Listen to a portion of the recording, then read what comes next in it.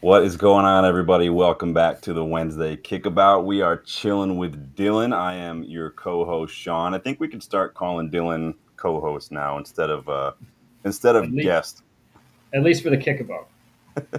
I mean, you're just a part of the show from now on, man. That's what we're doing here. So, I think we can officially welcome Dylan as our newest signing full time. So, hope everybody.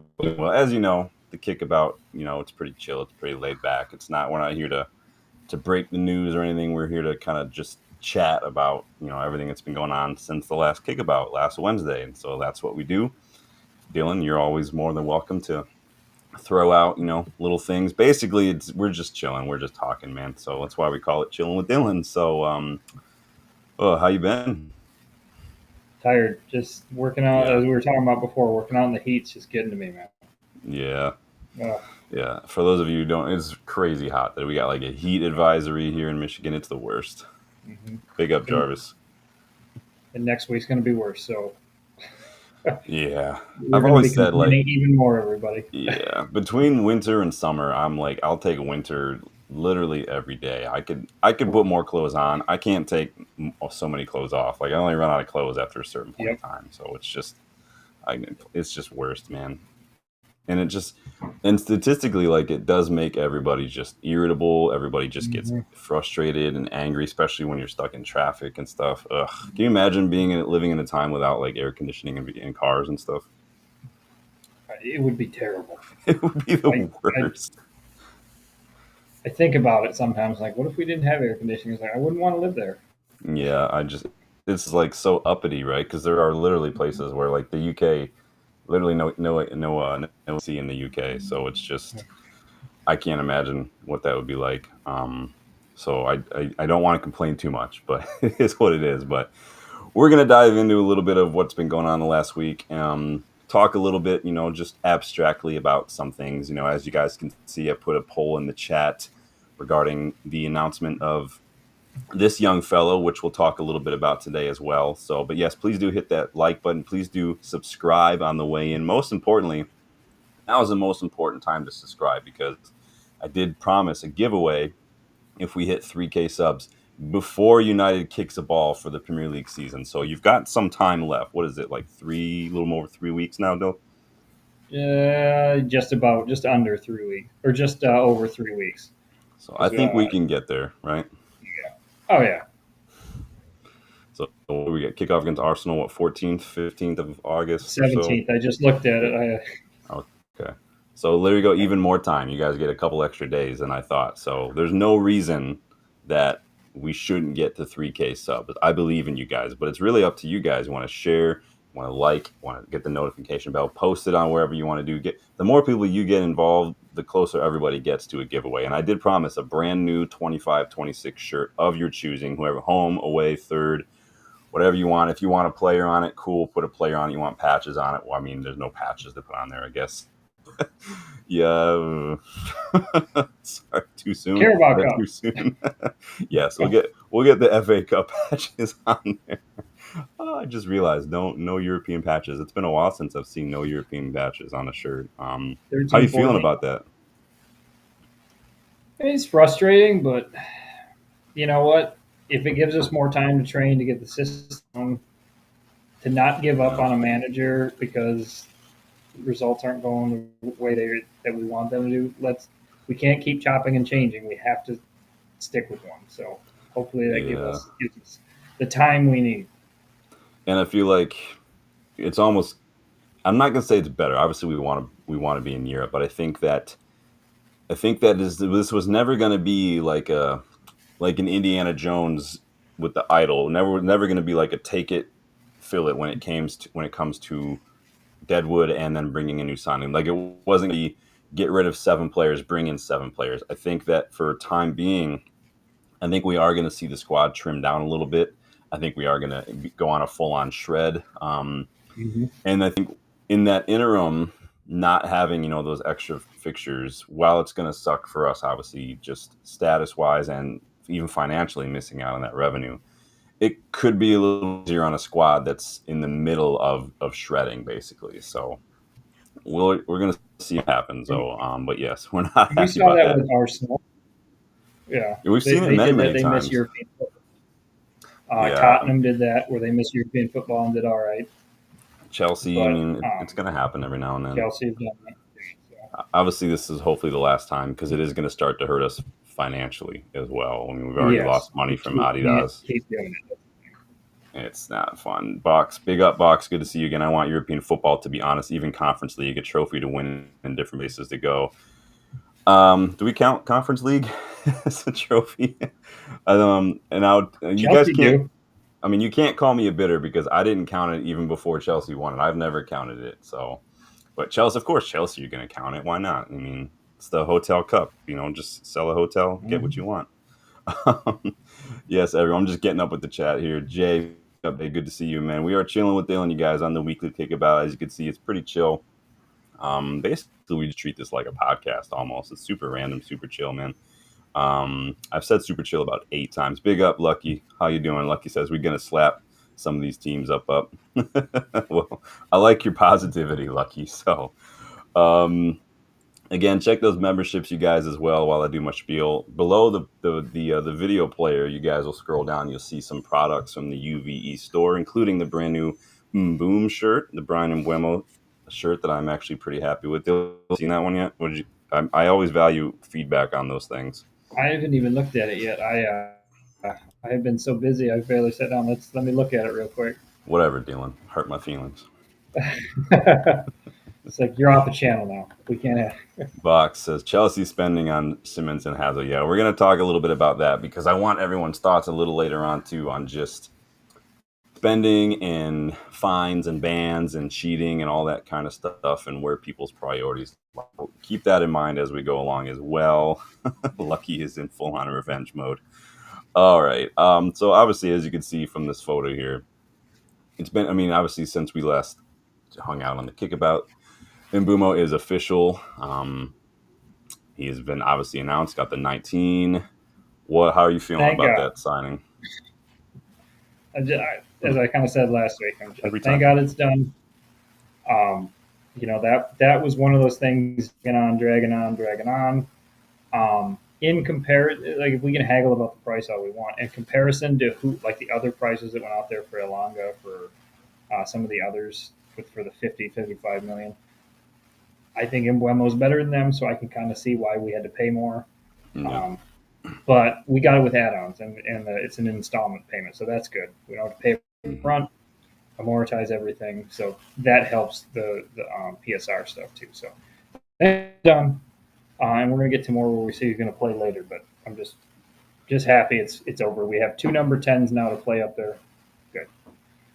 Yeah, and I think it's these number 10s. It's interesting. It's you look at Amorim's system, the way he plays. It's everybody's kind of got a dual role a little bit. The 9 is also a little bit of a false 9. The 10s are also a little bit of wingers. The midfielders are both 8s and 6s. The wing backs are sometimes more back than wing, sometimes more wing than back. Even the wide center backs almost push up like fullbacks or defensive midfielders sometimes. It's and even Mm-hmm. building out from the back, as we've seen in modern times, keepers in this system, almost same as like Ten Hag system, are almost outfield players. You know, you want them to be good with the ball at their feet as we play out too. So it's interesting. It does ask a lot of the players. Like I've said a couple times, there's no more I'm a 10, so I do this and only this. I'm a winger, I don't do this thing. So, and I think for me, you know, that's what you're gonna see kind of separate and thin the herd a little bit in terms of the players who want to handle that and players who don't. I think it's gonna, you know, demand a lot. Do you think we're gonna see more players kind of fall to the wayside as they're not able to handle dual Oh, roles yeah. and higher demands? Yep. And you'll see players be more specialists for certain situations that get subbed on, or Yeah, defensive capabilities and capabilities to play certain things. yeah. Just because that's with who we have with our personnel, that's what they're going to be good at. So it'll be a trimmed down squad, but with some with some specialists in there too. What do we think Mbuemo's role is going to be here? Is he going to be like a creator? Is he going to be a goal scorer? Is he going to be just a progressor, kind of taking that ball from deeper roles and carrying it up the pitch? You know, what do we see him kind of doing here? I didn't. I mean, I'll admit I didn't watch a whole lot of Brentford. I really only watched when we played them, so it wasn't like I'm not going to pretend to be an expert, but I watched a what do you? little bit. I kind of see him being more of the goal scorer. Yeah. Not that he won't create too, but that's kind of what it felt like when the few times I watched Brentford, like just to get ideas of what, like when we were playing.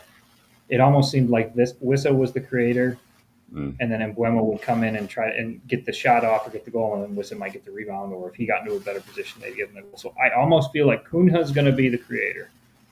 Mm. Him and Bruno might tag team that, and then Mbeumo might be the one that tends to be more of the shot attempting the shots, goal scorer, sort of thing like that. So And that's kind of what I put in the chat, kind of with all that considered, looking at Cunha's goals and what he brings. If you watch that preseason match against Leeds, he was, I mean, and maybe it was just the fact that what that this on the pitch with him was Cheeto, but Cunha was basically receiving that ball kind of just inside the opposition half and turning in basically just, it didn't matter if there were two defenders on, didn't matter if there was one or whatever. He was going to try to drive it up the pitch, and he was spending a lot of his time in and around the edge of that box as well, kind of right where you're going to have a striker typically. And so I wonder, with Cunha kind of, and then again, this is preseason. I'm not going to, but again, a lot of this is predicated just on what we saw from his numbers and then Mbeumo as well. And that's why I put the poll in the chat. Does this, for you, shift the priorities a little bit in terms of spending? I mean, I did a poll the other day, and obviously we've gone through videos on this channel in the last couple of days on strikers because the big expensive ones are gone now. So is that, what does this do for you in terms of our priorities for striker? I put a poll in the chat. What is everyone saying so far? So far, 57% of you say that, having Cunha and Mbeumo allows us to kind of roll the dice a little bit on a striker who's maybe a little lesser known. But some of you, now it's back to split. Now it's even split. Some of you, half of you want a world class striker. The other half say we can roll the dice a little bit on maybe someone like an Aroka Dairy or none. But who's left out there? But all that to say, Dylan, what are your thoughts on some of that?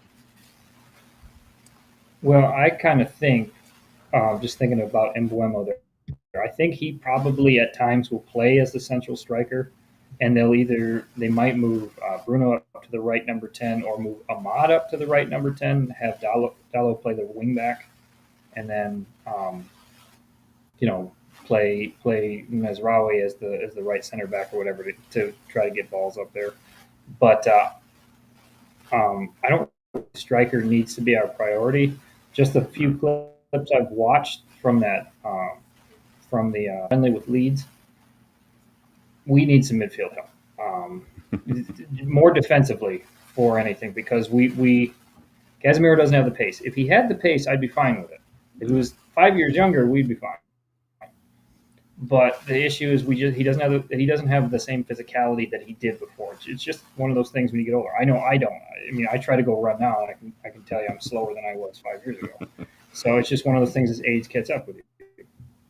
I will But say, somebody, I think Casemiro gets treated a little harshly. If you watch that Leeds match, I mean, he knows he's going to get run by, but he doesn't touch anybody, and he's getting called left and right for just there's literally no contact. I think it was Nyanto or something during that friendly, and still got called. Like, he's been done for that a couple times, Casemiro, and I think he's a bit unlucky there. He had like one or two of those years ago when we first signed him, but now he's just getting called for it left and right, and it's just annoying. But yeah, I agree with it. Midfield was for me.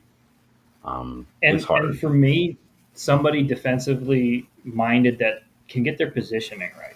They don't even have to be the fastest guy. They just need to be positionally aware of where the attacks are going to come from. Mm-hmm. Because Bruno is going to be aggressive. We know if he's playing in part of the pivot, it's going to be aggressive. It's going to try to go through him. But somebody that can positionally help in those spots. I think Casemiro tries, but I think he gets pulled out trying to cover some of those other.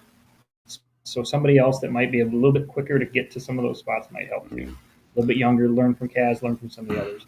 Well, was that what Ugarte was supposed to be, do we think? Because, I mean, he was supposed to be 22, 23 when we signed him in the summer. He was kind of a destroyer at Sporting. He didn't really settle into the main deepest role at PSG. That's where he played, but it definitely looked like in terms of his playmaking, his press resistance, his ability to drop deep and kind of help launch the attack. It's never been his strongest suit, and so Yeah. and maybe that was why Amorim was so easily like to sell him at Sporting and get someone like Hillman. He replaced him with Morton Holman like literally almost immediately after, and so. And then we saw that Ugarte didn't feature at all in the final, not many minutes going into the closing couple matches of the season, and so I think obviously you guys know I was a little skeptical of that. I think a lot of other people were as well. I'm still wondering what Ugarte's long-term status is under Ruben Amorim in this squad, considering the limited ability, I guess, on the ball. Do you worry about him at all? Yeah. You can see that his positioning, at least from what I've looked at, seems suspect. His aggression's good, but he tends to let it get to him. It's still some of that mentality that seems to come up with the younger players. Like he hasn't really grown out of that aggression where he just charges in sometimes, and be damned what's going to happen. So, see, I like that. Go ahead. I was going to say, I think he fit better in Ten Hag's system than he does in Amorim's system. And it's unfortunate because I like everything he does off the ball, his attitude. I love. I just if he would just maybe a level above where he is when it came to just progression and press resistance and just that technical skill, I think that he would almost be perfect, right? Because how long have we been lamenting a lack of attitude, a lack of physicality? He brings all that. I do think not starting him in the final against Spurs was a big reason why we maybe struggled a bit. And again, with that in mind, we spent all season complaining about how we lose the midfield battle, how we don't have legs, and then the one guy who actually has that is not playing, and so it's. I mean, it'll be on him. It's the same as like I said about McTominay. He's got attitude, but his just ability on the ball, the footballing IQ just wasn't quite there for the role that he needed, and so it was going to hurt him a little bit. Danny says we might see Mbeumo wing back at times, hugging the touchline. Yeah, I think that there's an opportunity there too for some flexibility depending on the opposition and things. But again, that's that versatility, right? Just going through the chat here. That's something we've been lacking is the versatility, definitely. Yeah, I think it's.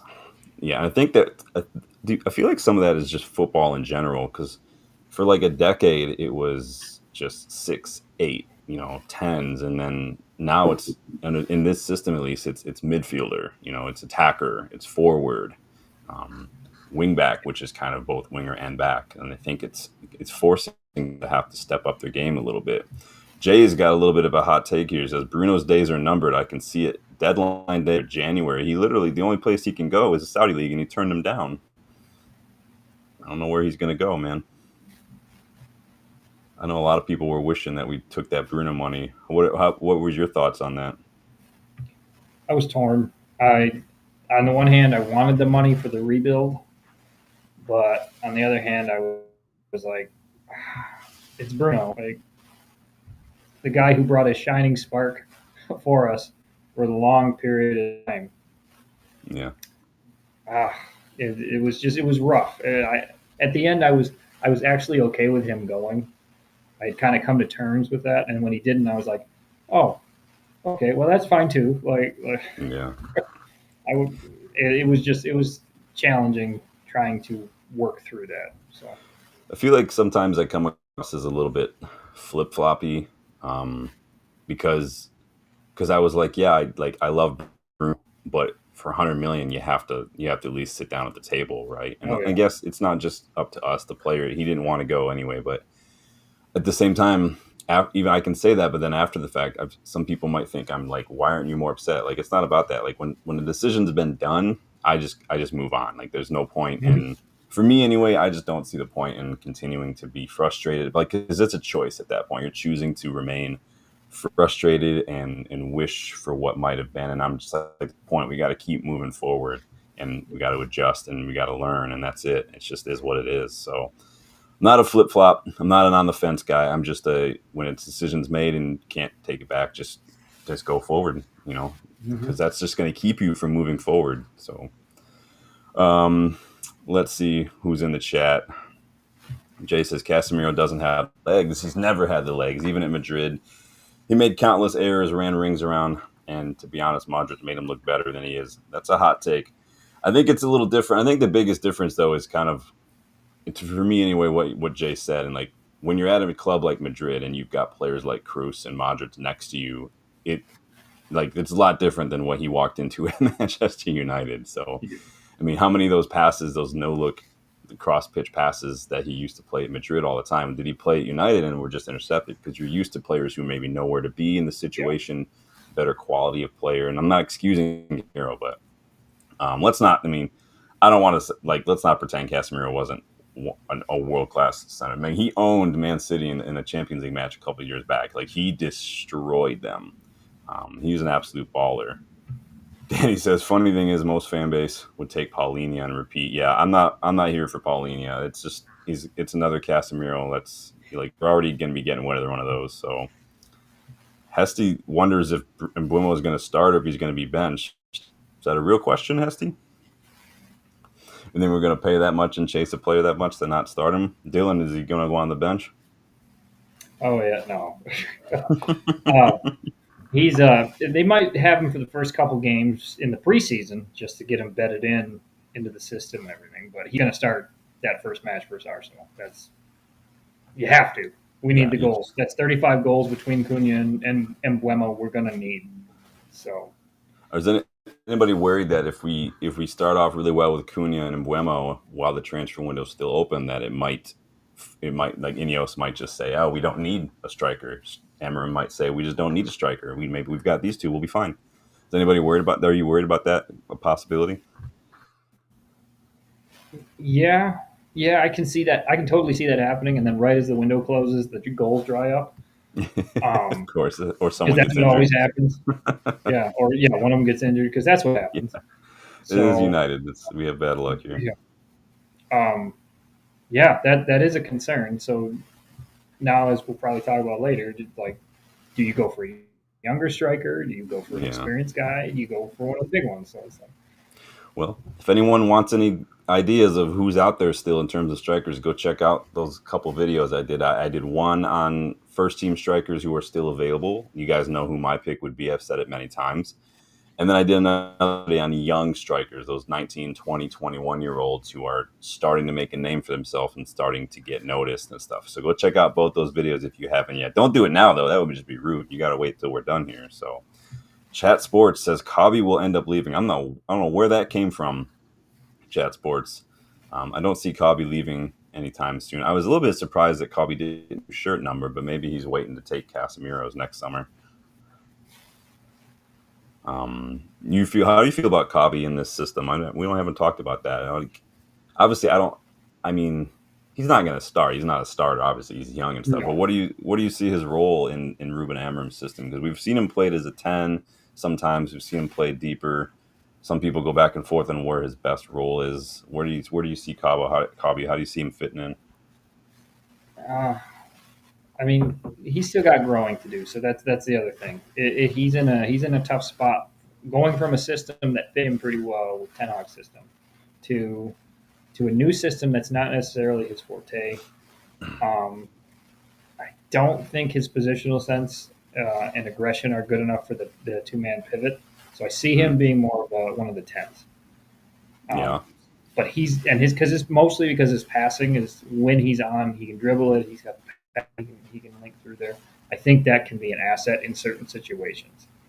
But again, it's going to depend on what he does in the preseason, how he grows into a role like that, or if they put him back into more of one of the midfielders in the pivot. So it's going to depend. That could be if they do go that way, that could work well in bringing the ball up because he's better on the ball. He might be able to get the attack started. So there's things to consider.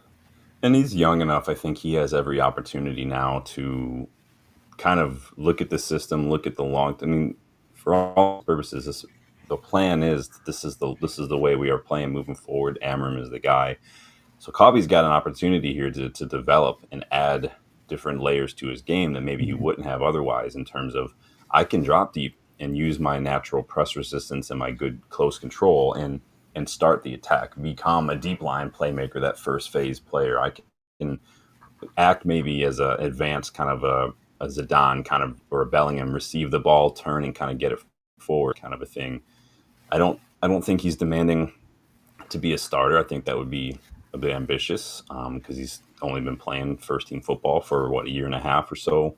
I don't think he wants Yeah. 250K a week, despite what Chris Wheeler says. This is why, like, you guys notice, I'm not talking about a lot of rumors that Chris Wheeler comes out with these days because it's just a lot of it has just been ridiculous. There's a reason I don't talk about all that stuff on the channel because most of it is just I've learned to not trust these sources. Jay says, well, I would have sold Casemiro too. I don't think anyone's saying that keeping Casemiro would be a first choice. I've said it many times, but again, it's like I said earlier. When it becomes clear that that's not going to happen, I just move on and just accept that he's here for the year. It is what he's going to be.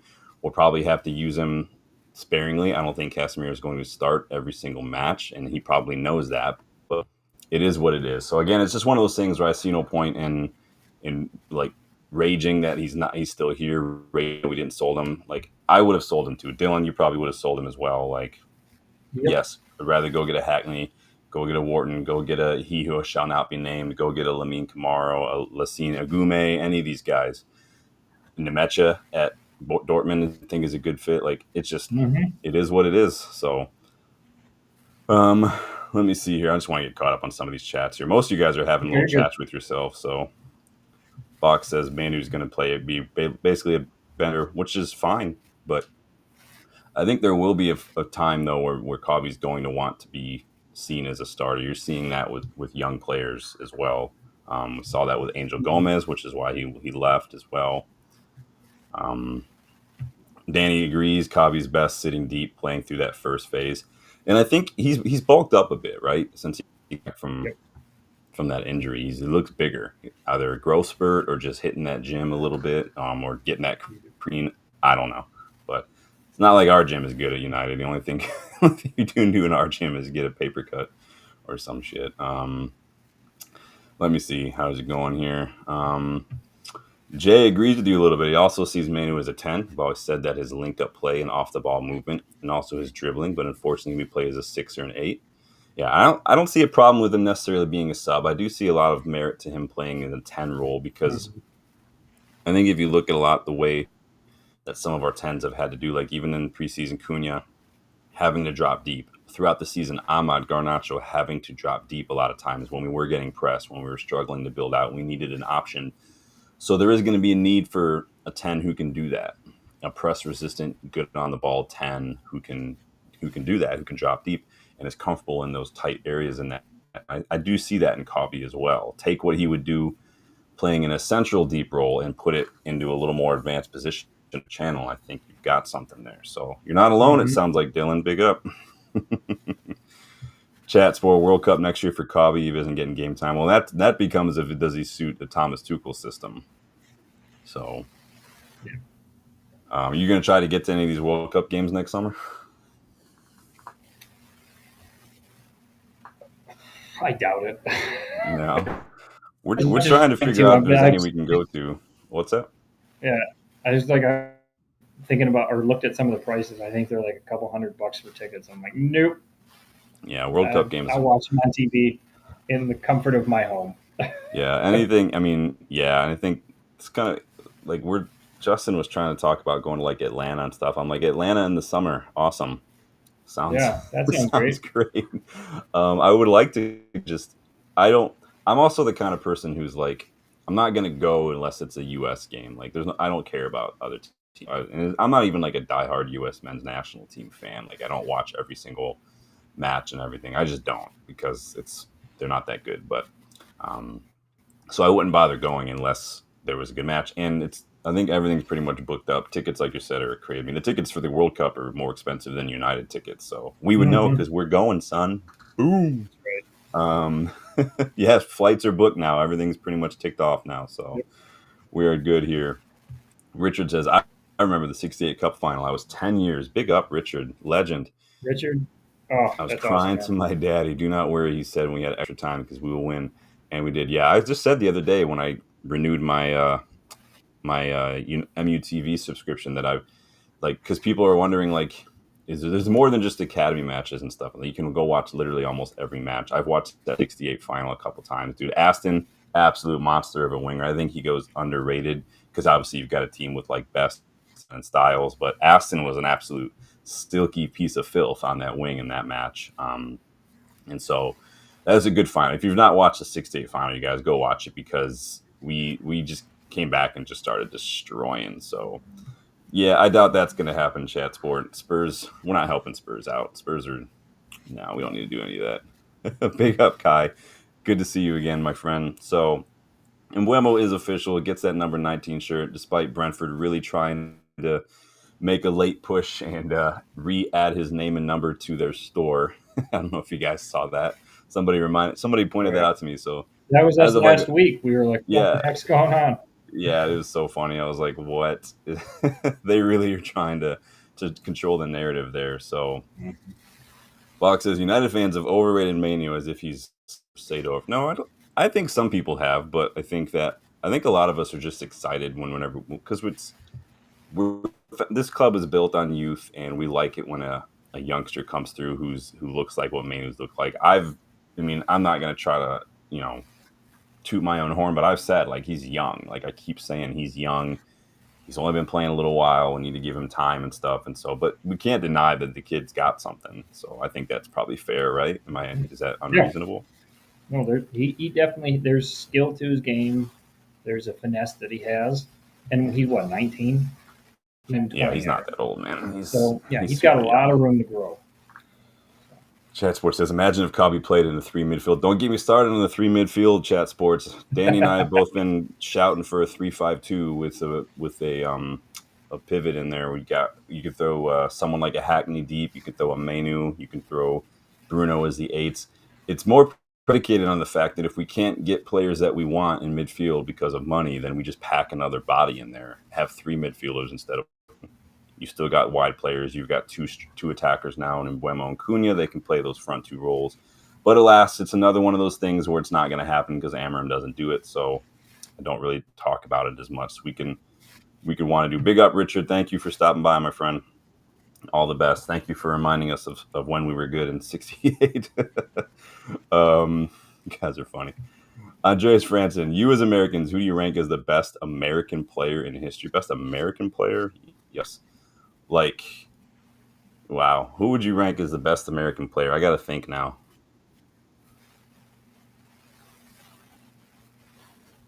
I didn't Mm, watch that much football when I was younger, except when the World Cup came out. So I'm going to say, just for shits and giggles, I'm going to say Tim Howard. They read his which is his area of defense when he had that yeah, 16 save game.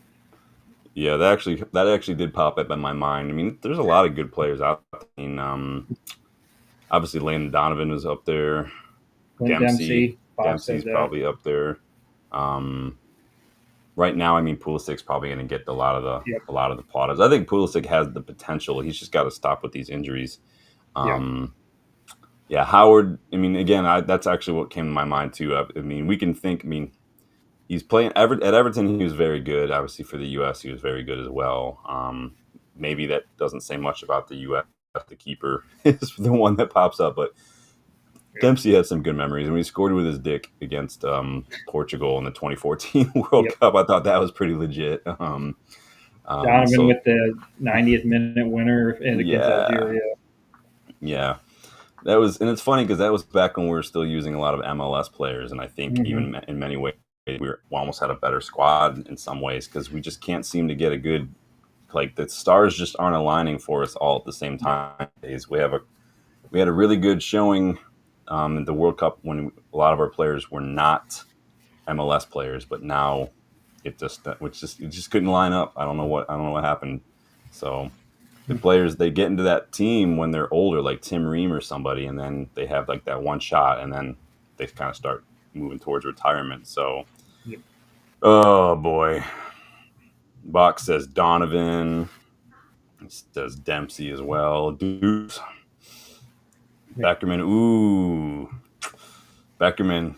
See, this is how I know Jay's a real one right here because I'm not gonna say Beckerman was like the best, but like I think I ended up giving it to Justin because it got too small for me after I started exercising more. But I actually had one of the Centennial jerseys. I don't know if you've ever seen those U.S. jerseys, but I had Beckerman on the back because I love me a deep line playmaker, and Beckerman was that just Busquets kind of carrot kind of player. He's the guy, if you remember, he's got the long dreadlocks. He doesn't Yep. play anymore, but yeah, Beckerman was my boy. Big up, Jay. He's a real one, man. He was a good player.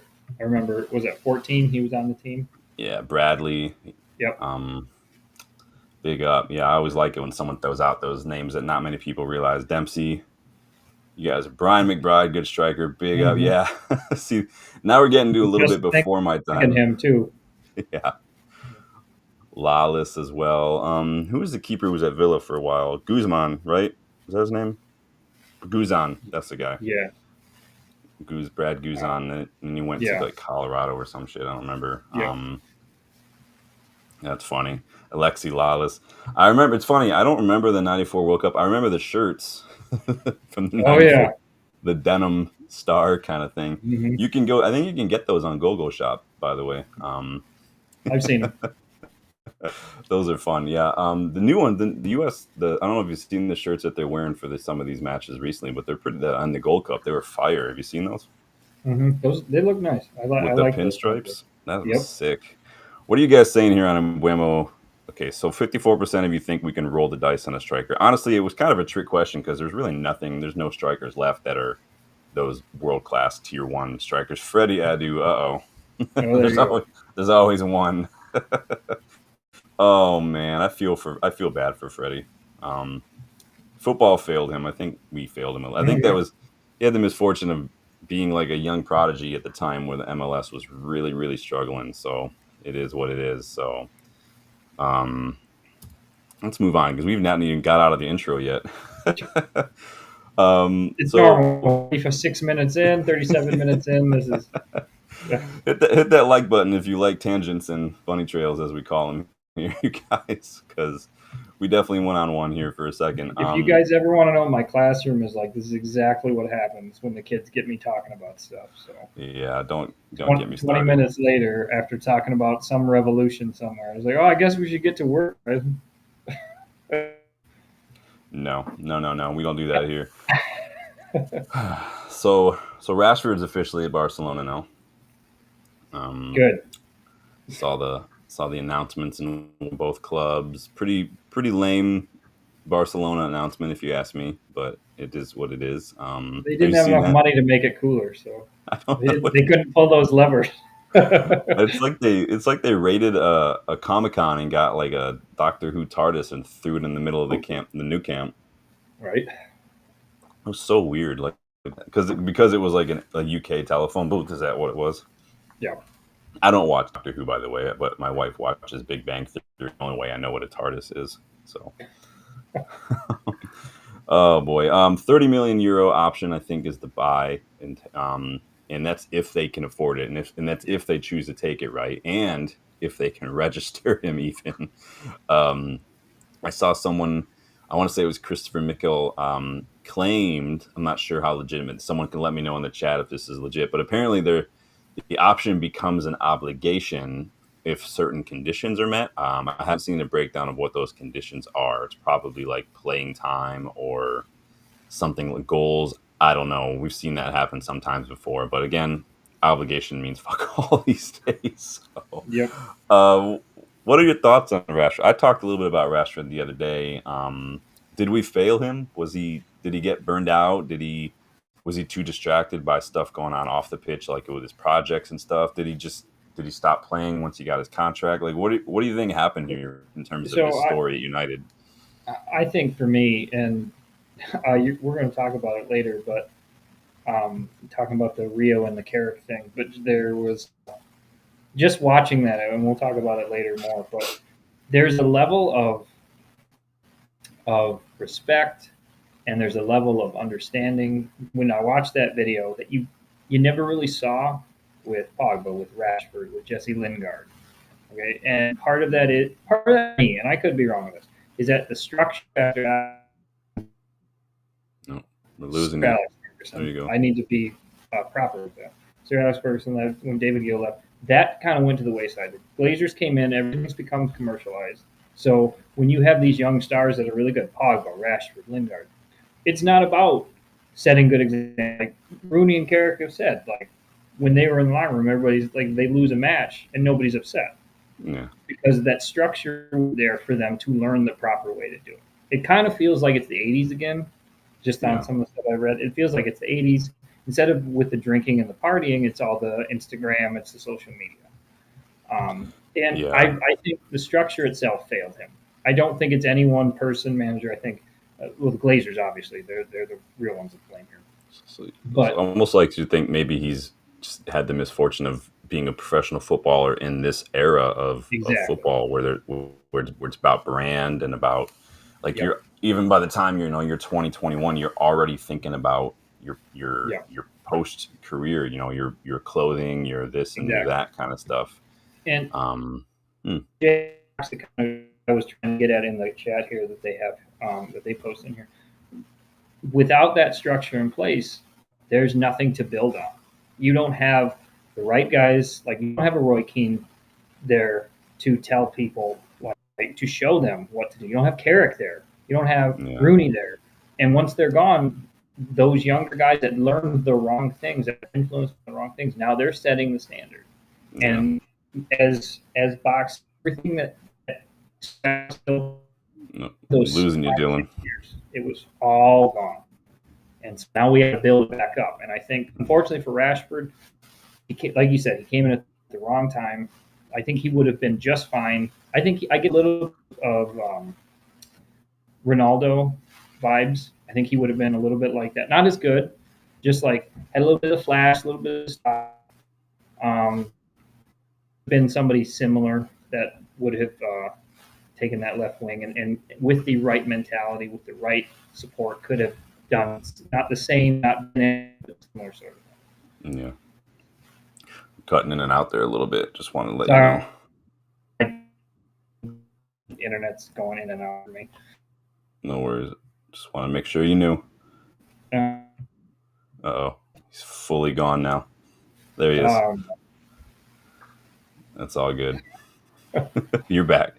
Yeah, I definitely hear that. I mean, I haven't really thought about it from the standpoint of maybe just the modern situation, the modern era. Maybe like we talked a little bit like just modern tactics. Sometimes the way football is now, where it's under Pep and stuff, it's become a little bit stringent, a little bit legalistic, a little bit too rigid. That's why maybe yeah. flair players just aren't working out anymore.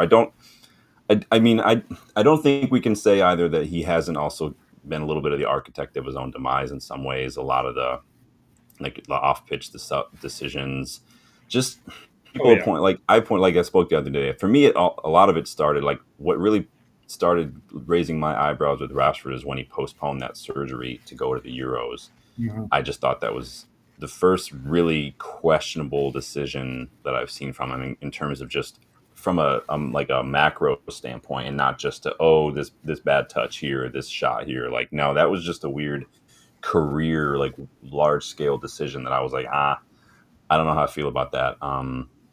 And then it was just again, it's the Belfast, it's the Henry Winter interview. Even for me too, just the responding to people on Twitter at 1 a.m. I thought was starting to get a little weird, in my opinion. So, and then he just didn't look. It just didn't look like he was just too happy anymore. But it is maybe Spain will be good for him, right? I don't know. I do hope he does well there. I mean, I'm glad Barcelona are supposed to pay all his wages. We'll see if that happens Yeah, with their levers. Um, but I do hope he does well. It's not like I wish him ill. He's a United player, yeah. born and bred. So good luck to him. Hopefully he does well. But yeah, this reestablishes some of that happiness and joy. All the better for him. I mean, Graham Bailey thinks he's going to be fine. Graham Bailey thinks he's going to bench Robert Lewandowski. He's going to bench Kane for England spot. I said Yeah, sure. yesterday, whatever Graham's smoking, I want some of it because it must be something good, shiznit. He's got the good stuff right there. So Rashford, Manchester United to Barcelona. We'll see what works out. Trivia for everybody in the chat, Joe. Name me other players who have gone from United to Barcelona. Now, not players who have played for both, players who went from United to Barcelona. Let me know in the chat. Do you know any off the top of your head, Dylan? you probably cheated though. You looked at I the know one notes, of you them. cheater. Well, Listen, yeah, beforehand. The other two I didn't know. yeah. So So you guys, let me know who else went from one to the other because there's only like three, and really one of them is almost like an asterisk because there was another club in between that. But um, Box City had a real purple patch goal scoring wise between December. Yeah, the 22-23 season for him was arguably his best in a United shirt. Like it was amazing. yep. Like I'm still like we definitely should have sold him to PSG when they wanted him. We lost Dylan here. There he is. Hello. We lost you, Dylan. I don't know what is going on with my end. You might need to switch to your phone or something? Maybe I don't know. To this other one. Hold on. It's all good. Y'all can still see me though, so that's all right. Chat says Flick will be good for Rashford. I mean, maybe we'll see. He's obviously like third choice. Hold on, we're gonna get rid of. All right. How's that? Hold on. I don't know. Guess we'll find out, won't we? We still good? Is everybody still? Let me check and make sure. Yeah, we're still good. All right. Well, we will Okay. see. I switched No to. worries. I have a mesh system in my house to try to keep the signal strong, and sometimes that mesh system goes out. Oh, gotcha. No Yeah. worries. No worries. So we got some answers here. Jay says PK. That's one. That's the one I knew. PK. Yep. Box says Sparky. Sparky was for sure one as well. So technically, there's a third one, even though the club in between, and that was Memphis. So Memphis, obviously, PSV to United, United to Lyon, to Barcelona. So That's the one. I was trying to think where he went to in between. I couldn't remember where. lots of players who have played for both. You know, Yep. Larson, the Peak, the Valdez, all these guys, but Yep. not many that went from United to Barcelona. Box says Southgate saw Rashford's decline a lot sooner than many others. Maybe it was just an attitude. And you, like Amorim kind of said, if he knows, if you could tell that your just focus is not there, both on and off the pitch, based on just how you do their day to day stuff. Mm-hmm. It's an indicator, and maybe it's hard to hide that stuff. I know some people might think they're good at it. Maybe it's just me being a mental health professional. Like you can't hide everything, and maybe that's just training. If some people are naturally empathetic, they can tell if people are upset. I mean, you've probably been able to tell someone's maybe just off sometimes, even Yep. without even asking or them. You just tell. Yep. And so I think that sometimes you can just tell. So it is what it is. But big up everyone who got the trivia. Hope you didn't cheat because, Jesus knows if you cheated. So I may not know, but somebody does. Um, so one winger to the next. Sancho looks like could he go to Juventus? Could he not go to Juventus? It looked like there was almost a done and dusted, but now it looks like his move could be under threat because it looks like Juve have agreed to sign Chico Conceição. They've got Brighton to kind of agree to a lower fee. It sounds like too Conceição, I guess, was entitled to like 20% of that fee, but he ended up giving that up just to make the move happen. So What do you 25 do? million. Yeah, 25 million was what they got him for. So really a little bit more than they were going to pay for Sancho. So take the hint, Sancho. He Yeah. really should have taken that if he wanted to play football and go to Juventus. Again, that's just what did I say the other day, guys? What is life boil down to? Priorities, choices, consequences. You have to let go of something to get something else, and he didn't want to let go of the bag, and now he's got to just figure it out. So, Literally, um, the only thing I wrote for this, but for the update, was Sancho's a twat, and I just moved that so I'm just because I gonna put was like, that as the title. I'm just so done with his attitude. Like, okay, fine, you're getting your money, but all people are going to remember you for is like, yeah, you were good a few times in Germany, and then you shit the bed in the Premier League. So I don't know. Yeah, It's not how I would want to be remembered. That's just me. I'm just putting a poll here in the chat on Sancho here. So give me 1 second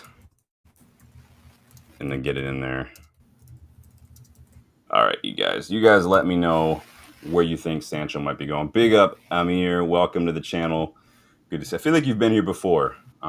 Here, But let me know. Mad Hatter, welcome back, man. Hope you're doing well, Mad Hatter. Sancho is the most wasted wonder kid of this decade. Yep. Yeah, you almost kind of, you almost kind of anticipated. I think what started to really make me wonder about Sancho is way before he even joined us, he had his own like logo, like his own symbol, which Mm-hmm. I was like, is that a thing now for That's footballers? Like to brand, Pogba-esque right there. is it like your brand? Like CR7 is CR7. Like I know Jesse Lingard has his little logo for his clothing brand, or I guess his defunct clothing brand now. I put a poll in the chat on what we think is going to happen with Sancho. So is he going to go to Juventus? Is he going to stay at United? Is he going to loan someplace else, or is he going to get a transfer someplace else? Think, Dylan. He's going to stay there. He's going to stay for the money, simply because that's. I mean, it's pretty obvious at this point. He's had chances to go other places. He Yeah. really hasn't. So he could have. I'm sure if he would have waived some of his fee, he could have gone back to Dortmund. Yeah. So I'm sure Chelsea would have taken him for cheap if he would have waived some of his like half his fee or whatever. But Yeah. I don't know. Again, like I said, the only thing I wrote for Sancho was he's a twat, and it's just It's all of Dylan's notes for the night. That notebook's got one sentence in it. Like, it's a twat. that's all I got. I underlined it and I exclamation points it because I'm just done with this guy. Yeah. Yeah, I mean, there's a chance maybe he could still go. I don't know. Andreas says that was a hard pull. I can never. I wish there was a sarcasm font because I can't tell if you're being sarcastic or not. I've said for like 30 years there should be a sarcasm. Not 30 years. I would have been 9.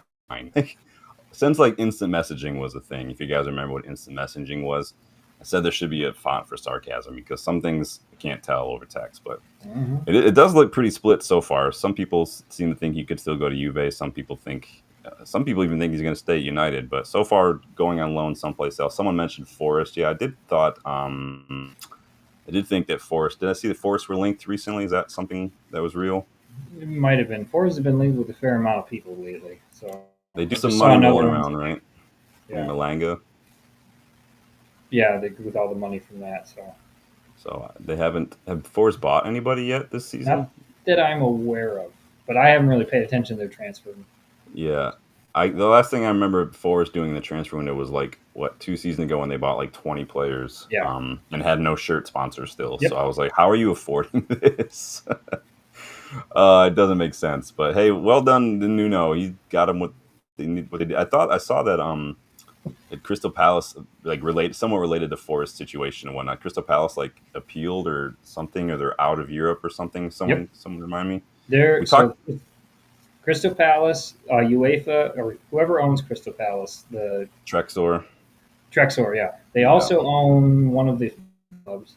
They own like And- Lyon, I think, too. Yeah, and because of the way the system is set up, they decided they're going to kick Crystal Palace out of the Europa League and put them in the Conference League and move Forest up to the Europa League.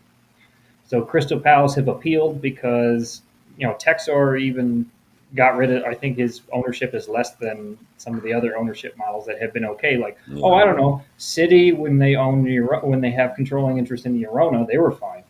Yeah. But got it. Crystal Palace, this great story about them winning the FA Cup. They kicked them out. So Yeah. I'd be really upset about that if I was too, though, to be honest, because like you won a trophy. Like I like it when we got into it by winning. I loved it when we knocked Newcastle out of Europe altogether. That was beautiful. that was so sweet. Just when they thought they had a seat at the big kids table, we pulled it out from under them and watched them dropping it down and say, "Gotcha, bitch." Fuck off. Let's see. Amir says, Mbeumo, EPL proven quality, huge room for improvement, perfect signing. Yeah. Yep. Honestly, Nkunku and Mbeumo are arguably some of the best players we could have signed if you're looking for Premier League players, right? Yep. Like, And to who fit else out there? Amorim system, I think they're going to be really good too. So. Jay says, possibly a loan to Forest on deadline day. It's far-fetched, but you never know. Buck says, loan him to Forest Green Rovers. There you go. Danny says, Chelsea's still interested in Garnacho. Yeah, I'm starting to lose. Honestly, I'm losing a little bit of respect for Romano these days. He just keeps throwing our name into shit to try to just basically just keep us relevant, keep some of the rumors. Like we've been out of the Gyökeres situation for like nearly a month, but we're still getting, oh, could they come in? We could still, we've been offered. Like, no, we haven't. Like, it's not happening. Like, yeah. So we'll see. Chelsea do need a player of the thing. They've sold Madueke. Oh, maybe that's who went to? Did he go to? No, he went to Arsenal. That's right. Yeah. Danny says Hato Simmons to Chelsea too. It's frustrating. I kind of forgot about Euro Hato for a little while. But we'll see. Personal terms are agreed. Ajax still have to agree and stuff, so we'll see how it goes. But Amir says Mbeumo is here to stay. Bring them trophies home. Amir, if you're such a big Mbeumo fan, man, and I applaud that, dude, scroll down below the screen a couple seconds and you will see brand new Mbeumo shirt in the UVE store. Go check that out. Remember, right now, guys, for the next couple weeks, anything you purchase, any super chats, any memberships, any of that goes towards the fundraiser for the Michigan Animal Welfare Foundation that my wife is currently doing a fundraiser for. So, and I don't charge that much anyway. Honestly, I made the prices super low. I'm making maybe like $1 on each, because it doesn't cost me anything. So it wasn't ever about like making money. It was just about something fun to do. So, but there is an Mbeumo shirt down there. You can go check it out. I really like that. I thought it turned out pretty cool. It's got like the beard and the trident crossbones, like a pirate flag. I think that was pretty cool looking. So Nice. I'm going for it. Amir says, biggest club in the world, 100%. Everyone wants to be united. We are the reason football is popular. Yep. You know what? They should just get you to do their PR. Amir, you'd probably just boil some piss, but I'm all for it, man. Big up. Amir, when we take over United, when Sean becomes sporting director and I become head of the academy, you're our PR director. So we need a manager is what we need. Maybe we'll stick with Amerdin for a while, but yeah, Danny. I'm gonna send Danny to go scout South America. I'm gonna run the sporting director role. I'm gonna fuck off Will Cox and tell him to get out. Did Ajax agree? That sucks. Well, he was always gonna go someplace big. I'm surprised he didn't go to Real Madrid. I thought he had Real Madrid written all over him, Danny. But we'll see what happens. Let's see. He's jealous of Chelsea. Oh, we can't be jealous of Chelsea. Again, we can't look to Chelsea and City as examples of what to do in the transfer window. We're going to talk about that a little bit, though. So, but yeah, kids, Sancho, potentially missing out to his move to Juventus. See, kids, you have to let go of something if you want something else. You can't have everything. And so if you want wages, you're not going to get your move. So Sancho it is what it is. Could end up being an important life lesson for kids all over the world. Here's what I'll say about Sancho. He deserves everything that he gets when it comes to his career from this point forward. Yep. As dancing on people interested in Garnacho, I saw something, I think it was from James Ducker with Telegraph.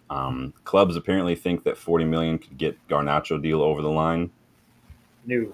Keep dreaming. Yeah. Keep dreaming. I saw some Aston Villa links. They're struggling. I can't see that happen. Spurs and Chelsea keep popping up. I don't know how reliable those rumors are. I don't want a loan to buy option. I'm sick and tired of loan to buys. Like, if somebody wants him, just pay the money, right? Would you keep Garnacho here? I would like to have him be sold somewhere, but yeah, if they're going to lowball us with $40 million with Elanga going for 55 or 50, whatever. Or Gittins coming from Dortmund to Chelsea for like 55 million. Like, come on. I'm like, no. Garnacho has Premier League experience. He'll fit well into different systems around the league. Don't bring us that bullshit. What was his numbers last season? I feel like he had like 10 and 10 in all comps, didn't he? I'm trying to remember off the top of my head. I'm gonna beat you there. He was. I'm gonna beat you. That's your. I'm gonna beat you. No. 11 and 10. Gotcha, damn bitch. it. I just had it pulled up. 11 and 10 in all comps. You got to eat your Wheaties, dude. Only 6 and 2 in the league. He did have 3 in the League Cup, and then 1 goal, 4 assists in the Europa League. So in cup competitions, he was actually pretty good. So it wasn't like 10 and 10 in the league. Plus, he is a Gus winner, so we'll take that as well. So, plus, the only thing I care about is like we need money now. Like, again, I can't sit here. I can't get like an $8 million loan fee and then you take the wages. Like, that doesn't help me. Like, we need money now. Especially again, the whole obligation to buy doesn't mean anything these days. So it's just not. We need money now, dude. So Box says Anthony and Garnacho will both be loaned. Interesting. I always keep forgetting about Anthony, which is funny because I literally have this to pop up next here. We'll put this up here in the chat now. Fox says Betty's only want a loan, and they believe they'll force United to accept the loan come deadline day. They have zero plans to buy Antony. Yeah, this came out earlier from Real Betis Sport. He said a loan rather than a purchase is more feasible, given what Manchester United wants to ask for. Again, somebody get my violin out for these. We're assuming, and Betis is making efforts, that he can arrive, but if he doesn't, I don't want it to be seen as a failure. So basically saying if it doesn't work, it's because United want too much for him, is basically what they're... Like, Betis still pleading poverty, like, even after literally selling a bunch of players. They're just... We've seen this happen so many times. It's like look at the whole Victor Gyökeres saga, and that was within the club.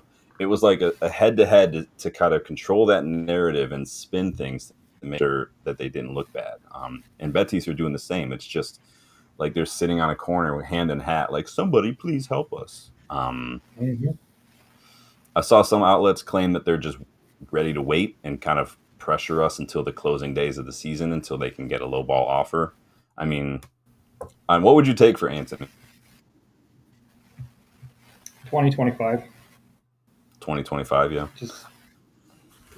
I think that's something that most level clubs can afford. Plus, we get his wages off the books, which would be the big thing. So. Yeah, we're never gonna make our money back. I don't even think we're gonna get anywhere close to half of that personally. Just it's the Sancho situation. These are two wingers that cost 80-something million. They're on big wages. I think they're like Sancho's on the last year, I think, of his contract. I think Antony might have a couple years left, but just go. Like, we just need you gone. I think we kissed PSR goodbye a long time ago with both those guys. So we're already in a horrible financial situation. What was the thought process behind these two signings? Were you ever going to get more for these players than you paid for them? Like, no. Danny says on Garnacho, Villa makes sense. 40 million pounds with 25% sell-on clause. Maybe get Watkins. Danny should maybe go be sporting. I'll go be the scout from now on. Danny can take my role. He's got it broken down into like sell-ons and shit. I like that. I like it, Danny. I like it. Let's see. Danny thinks Xerxes is going to surprise. I think people are forgetting about Xerxes too. I think he will too. I think that he could do a job here with runners in around him. Maybe we've seen he's good in those tight areas. At Bologna, he was very, very good with the ball at his feet. He was like an old school Ibra or Benzema, like a big striker, but surprisingly good in close quarters. I really like that a lot. He's our 9.5. Man. He's going to do great. Yeah. I should have wore that shirt tonight. 10 goals and 15 assists. Jay says, to me, Xerxes is a 10 or as a 10 or a false 9, and he's not a striker. He's a 9.5, right? You guys saw the shirt. Crank it up to 9.5. I think I might have taken that off the store, though. I'll have to go check. Sorry, buyers, we only want full sales. I do. Chat says 25 and 50 million add-ons, as Romano would say. Amir says, great second signing. Sell the Deadwood, make some money, get a central midfielder and a good striker to support. What are you guys saying here about Sancho? Where's he going? So far, Juventus is still winning. I'm going to close that down now because I'm tired of looking at Sancho's name. What does Jay say? I have high hopes for Antony. He showed skill, movement, accuracy, passing in the Dutch league. Yeah, like you guys know, I watch a lot of Dutch league. I watched him a lot at Ajax. He was absolute world beater. I think he just couldn't hang. Same with Sancho. Like, I think the Premier League just was a little too physical for him. He's not the quickest. He's not the strongest. He's not the biggest guy. You're going to have to elevate your game from a physicality standpoint to play in this league, and he just couldn't do it. Like, plain and simple. And you this a couple times. The 80 million pound price tag exacerbated those expectations. If we would have got him for 35, he still probably wouldn't have totally made it, but it would have been better. So. And unlike Rashford, Sancho, and Garnacho, I don't have any problems with Antony. He's just not good enough. Same with Malacia. Like, that's just not that's good the only enough, issue. bro. Like, you haven't done anything bad. You haven't gone on social media, and you haven't given unsanctioned interviews or anything. You're just not good. As he says, Antony agreed to take the pay cut since June, but Betty still think he's too expensive. They think nobody else wants Antony. Well, somebody will come get him. Somebody like I guarantee you, someone like Mhm. in the Turkish league, Besiktas, Fenerbahce, they could easily come in for him. Don't sleep. Maybe Leverkusen. Maybe Leverkusen. I doubt it. Ten Hag, Oh, come on. We have to get Anthony, huh? And bring did, him to Leverkusen, huh? That was my Ten did Hag you impression. did you see did you see that this is just off topic, but Ten Hag at Leverkusen that Granit Xhaka already wants out after one preseason game? Yes, I did see that. It's so I thought yeah. that was funny. Football's weird, man. Football's weird. Yep. To be fair, Xhaka is like what 33 or something now. He's got to be old. Like Yeah. I mean, Ten Yeah. Hag's got some good midfielders. I mean, Palacios is an excellent midfielder. Obviously, they lost Verts, but maybe he can take Ugarte. Maybe he can come get Onana. Maybe he can just take everybody. They just Sure. bet he's cheap pricks. They are cheap pricks, man. Chat says I always thought Anthony would Oh make a yeah. decent left wing back. I mean, I've seen a lot of people say that. We all saw how he reacted when he was asked to play left back, though. So I don't know how he would take to that personally. Amir says Xerxes will be a star. He needs time to adapt. I agree with the second part for sure. I think every player needs time. I don't know if he'll be a star. I'm not saying he won't be. I just don't know. It's impossible to tell. I think he has it in him, but it is Hmm. he's got to he's got to do what we've not seen happen for a while. And the same with any new signing now. For the longest time at United, for like the last decade, it's been get the new contract, get to United, and then I've made it. Like I'm done. And we need to get back to this. No, we get to United, and that's when I have to up my game. That's when I have to try harder. That's when the real work starts. It's we've let this culture of just complacency and entitlement and just almost laziness, right? Like taking things for granted, like just fester and rot. And I'm just so tired of it. And I like what Amorim's doing. It's just from top to bottom, on and off the pitch, whether the way you eat your food, the way you drive your car, whatever. If you're not doing this with 100% focus and dedication, then I don't want you here, kind of a thing. And so I have no problem with it. So Box says Leverkusen want to target Sterling. I forgot Raheem Sterling. Oh my god, there's another one. Oh boy, big up Samuel. Welcome back. United should just sell Anthony at Atletico Madrid to 40 million. Somebody will get him. He's not going to start at Oh yeah. Atletico Madrid. I don't know who's playing at Atletico Madrid in that position, but um, Samuel says I've sent the letter to Ruben Amorim about who should sign in midfield. Interesting. Who's on your list, Samuel? Let me know who you want to sign. Um, so Anthony, Betty's still poverty. I'm not hearing it, so they can go fuck themselves. So all right, let's shift gears a little bit, you guys. Make sure you guys hit that like button for me, please. I know I don't say it probably as enough as I should if I wanted to get you guys closer to 3K, but I'm enjoying the conversation. But please hit the like button. Please subscribe, you guys. Remember to check those memberships if you want. We are on the road to 3K, as I said to start the stream. If we get to 3K subs before the season officially starts for United, I will do a give brand new 25-26 shirt of your choosing, whoever wins. But we got to get the 3K beforehand because that's just the rules of the giveaway. I mean, I guess I do make the rules, but whatever. So let's shift gears a little bit. How you doing, Dylan? You good? I'm good. You good on time? I'm good on time. I have to Right, switch my second water glass just because I there it drank is. the first one. Right, it's so hot. I mean, I'm up in the Yeah. top floor. You've been up here. You know how Oh hot it yeah. gets up here, man. Yeah. My air conditioning isn't keeping up right now. My house is getting progressively hotter, Oh boy, but Michigan, dude. it's fine. It's fine.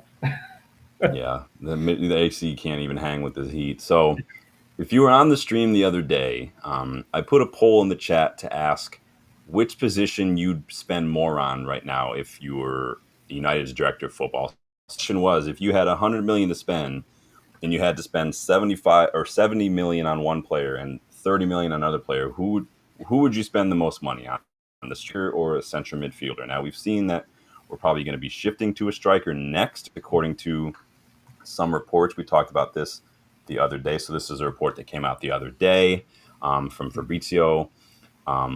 But I put out polls the other day. I mean, so far the striker was the favorite in the poll that I did live. So, but what are your thoughts on that? I see the need for the striker because that would, for Cunha and Mbeumo, if they're going to be more creative and playmakers, Somebody as the target man, somebody more established, then Hoyland and Xerxes can be important. But for me, if I had $100 million or 100 million euros and I was going to spend that, I'm getting a central midfielder because Okay. it just feels like we need that control. We need that solidity in the center of the pitch to actually get the attack going, but then also to hold kind of the defense together a little bit, get stuff going Yeah. from the back, and just start out from there. So I feel like if we get a central midfielder, though, this pretty much means that Casemiro, Ugarte, and Menu and Collier are all literally rotation options because with Cunha and Mbeumo, like if they're both playing tens, Bruno's going to play in a deeper role. Like yeah, Bruno is going to start, like he just is, and so really that means it's Bruno and then five rotation options. And so I don't have a problem with getting, but I feel like we'd have to get rid of somebody. Like, and it's just impossible. It's not easy to sell players, and yeah, so it's just we can't sell Ugarte for peanuts because we'll take a loss. Casemiro doesn't want to leave. No one's coming in for him.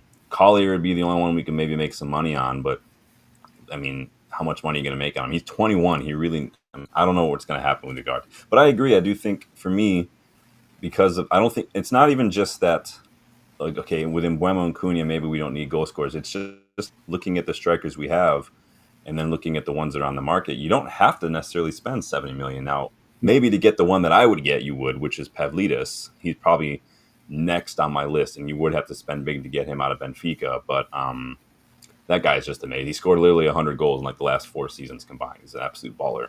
But no one's talking about him. It is what it is. I digress. You guys can go watch the video. But again, Gyökeres, Osimhen gone. Isak or Holland probably not right now. They're the only four right now in football that are probably worth that money. So it is what it is. I mean, it's just is it worth it to wait a year, reassess? Is it worth it to just get somebody now because everyone we have is shit? Is it worth it to maybe take a gamble on one of these strikers that I covered in the video you could get for like 25, 30 million, like an Aroca Dere or somebody, and just go from that and maybe put more money towards a midfielder. Proven striker is the word that is the word on the street these days, and so with that in mind, who's out there really? Dominic Calvert-Lewin.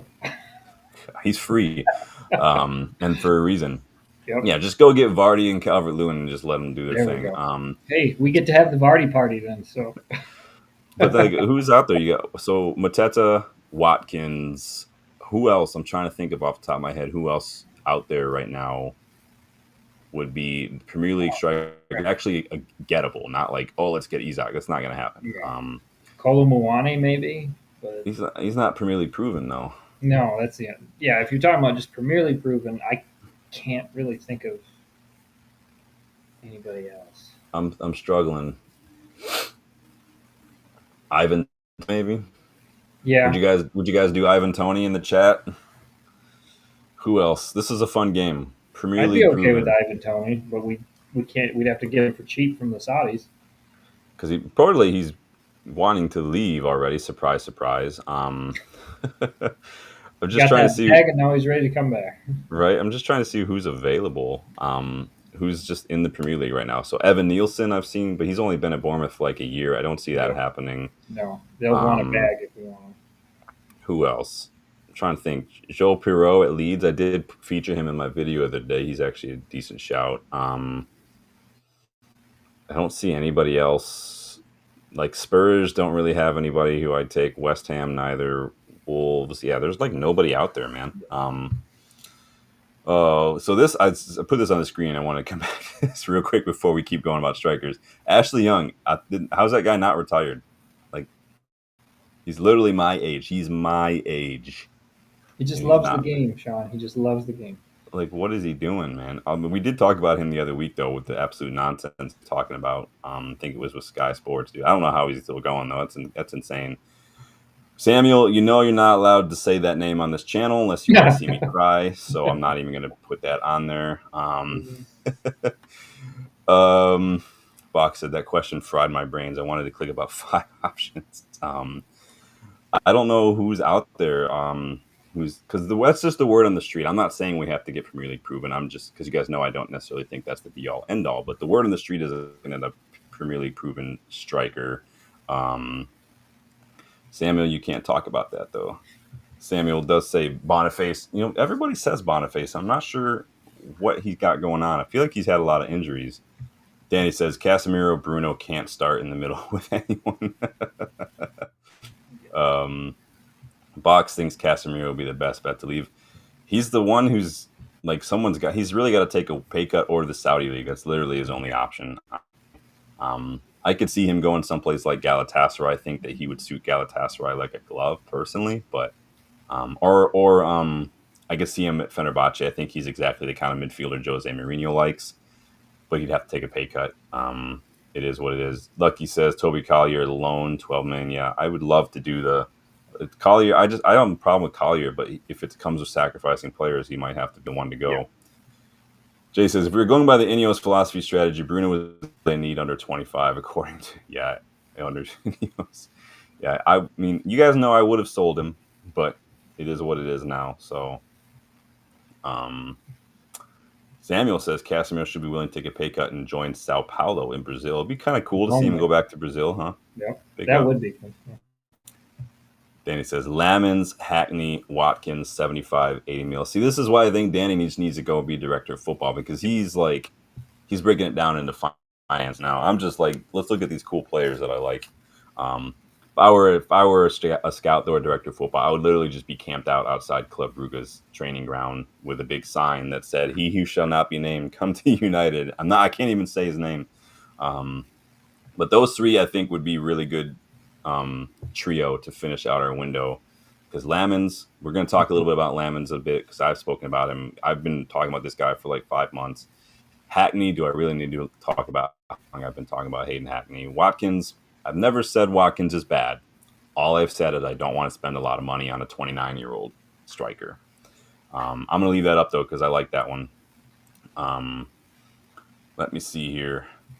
You guys let me know, does that Lamens, Hackney, Watkins, does that do it for you guys? Would that be a good remainder of the window? What do you think, Dylan? Oh, yeah. I think you should wax poetic more about Hayden Hackney. What can I say that I haven't already said? Literally, the only new thing I can say is that Carl Anka is just now talking about Hackney and another midfielder that I've been talking about for like 5-6 months now, and so I have that going for me. I'm going to put that on my CV, on my LinkedIn profile. Is Carl Anka is 6 months behind me on talent identification, so hey, I've got that going for me. We're LinkedIn buddies now, though, Dylan. Awesome. Did you see that? I did see that. Yeah. I almost missed it because it came through, and I was like, "Wait a second." So we have to do. Yeah. We gotta do a LinkedIn thing for this PFA class. We're going through like a career. We're meeting with a guy who works with footballers and stuff to help them get their career going after football, no matter what they want to go into, coaching, sporting director, agents, whatever. So part of that is LinkedIn. So I've never had a LinkedIn profile. I just haven't had to. I own a business. I don't really have to do that kind of stuff. So Lamens, Hackney, and Watkins, I definitely like that. Me too. Watkins gets us over the line. It just depends on how much. I just wouldn't want to spend a lot of money on him. Honestly, you could probably get. The most I'd be willing to spend on those three. So I'd probably spend like 20 million on Lamens, 15, 20 million on Hackney, and so maybe you could take that all the way up to like 70 million for me tops. Nah, we can bring that down to 40. Do a player swap for Watkins and Garnacho, and they give us 20 million. There you go. See, Dylan's making money. How about a tag team sporting directorship? I like that. Maybe we'll give you Garnacho. You give us Watkins. Yeah, I think that's an interesting point, though. We look at it from like us talking to them. We need to be looking at it from Villa talking to us. Like they need to be like, we'll give you Watkins and cash for Garnacho. And I'm like, okay, makes a little more sense now, because it would still be profit no matter what. So interesting. Dylan, I like the cut of your jib, man. I like the way you operate here. Yes, Box, being proven is overrated. I'm just going by what the rumor is right now. The rumor is we're looking at Premier League proven strikers, at least. You guys know I don't hold true to just Premier League proven. So, there's another one, Wissa. That was another one I saw. Yeah, but Brentford aren't going to let him go now that Mbeumo's gone. So Yeah, Danny, I like Arokadere. We did talk about Arokadere. If you guys are always I like wondering him too. who the F is this guy's talking about, he was in my video the other day with so I did 2 videos, like I said. So he was in the first one. Yeah. Jay says Bruno is my current favorite United player. He's our best player. I'm talking in his philosophy. You like Arokadere though, Dill? When we talked about it last week, he was my pick for somebody to get to bring in on the cheap, somebody to help mold into the kind of striker we're looking for. So, yep. He's not, because he's a good age, Mm-hmm. and I think he's already shown a bit of what he's about. I think he like I still have tailor my made. notes. Hold on. I feel like he's tailor made for the Premier League too, just his physicality and then what he does. I think he suits us to a T. Yep.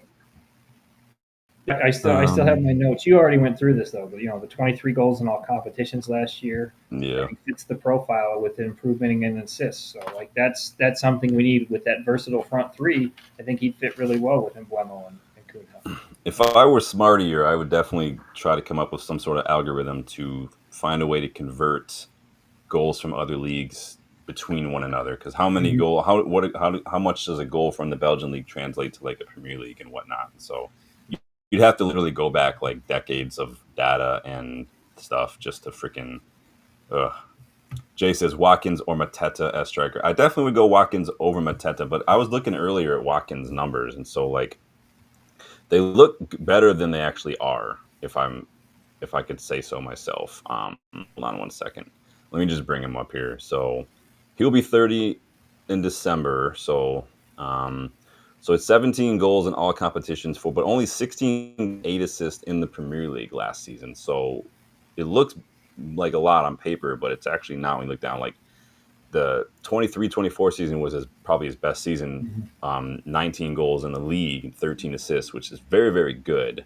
But then the year before that, again, 15 goals in the league. The year before that, 11 goals in the league. Year before that, 14. Like it's not like, and then like his last season at Brentford, which was in the championship, was probably his best season. He had 26 league goals in the championship. And so like, is he a good striker? Yes. Is he gonna, in my opinion, gonna be the difference maker between getting top 4, getting a trophy? No. Stopgap depends on how much. Like again, it's for me knowing that we are PSR heavy right now.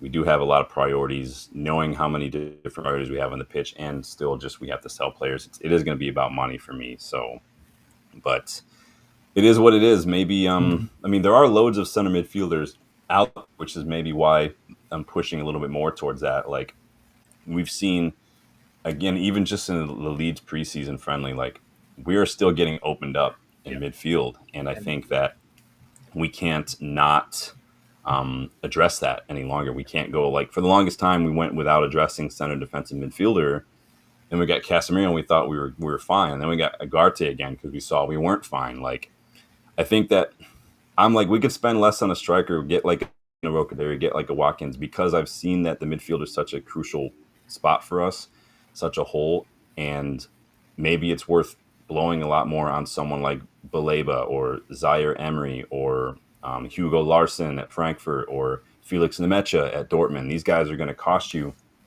more in that price range for sure, and that could handle the midfield for a while there.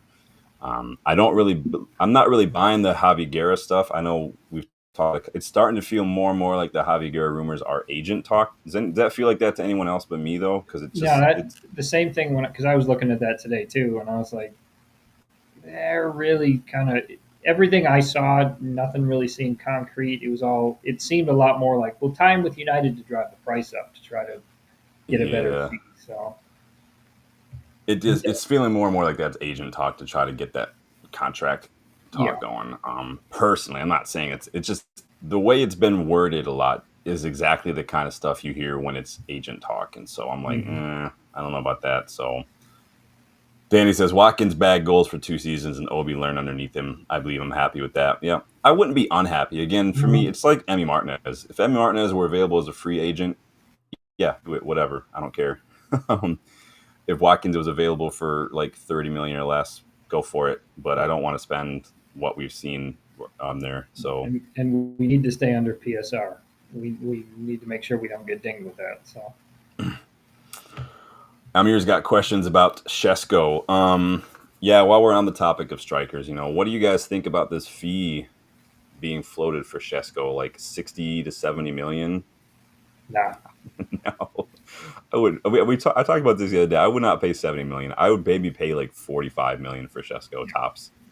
Like he's Yep. just not great. I broke down the league. 13 league goals last season, 14 league goals the season before, 16 at Salzburg in his final season. He's just not quite there. He's still young, so he could be. But I'm like, that's a lot to spend. It's like I can't believe Liverpool aren't like getting more shit for the amount of money they just spent on Hugo Ekitike after one half decent season.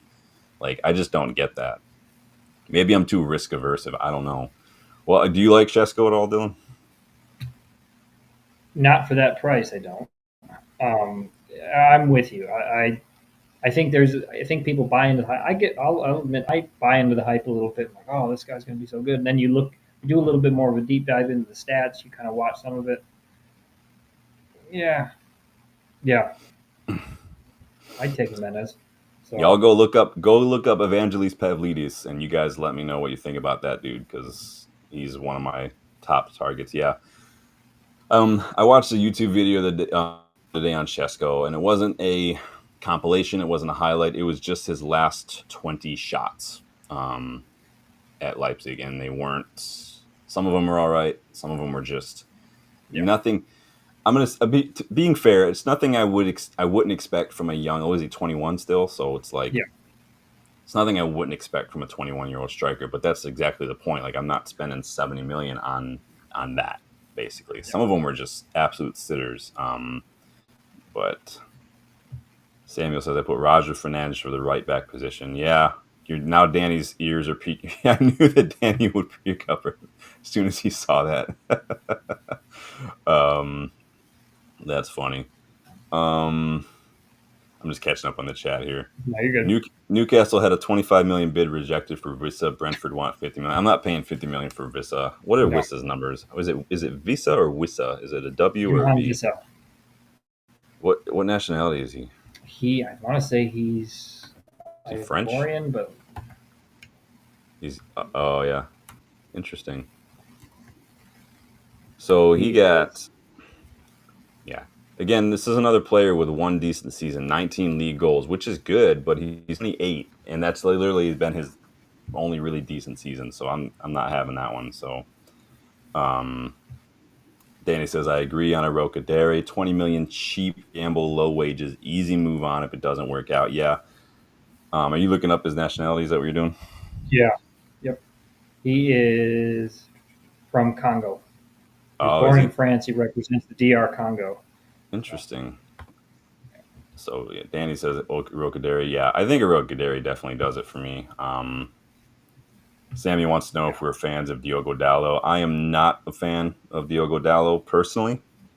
What about you? I don't think he fits the system as well. I think offensively he's got some more potential. Defensively, it's the lapses that get me. He makes some decisions that I question with how his positioning is, with how he places himself in front of the ball sometimes. But he's not. I like. Of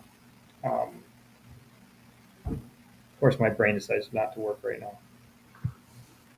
Who's our other right wing back? Because my brain doesn't want to work. You talking about Mazraoui?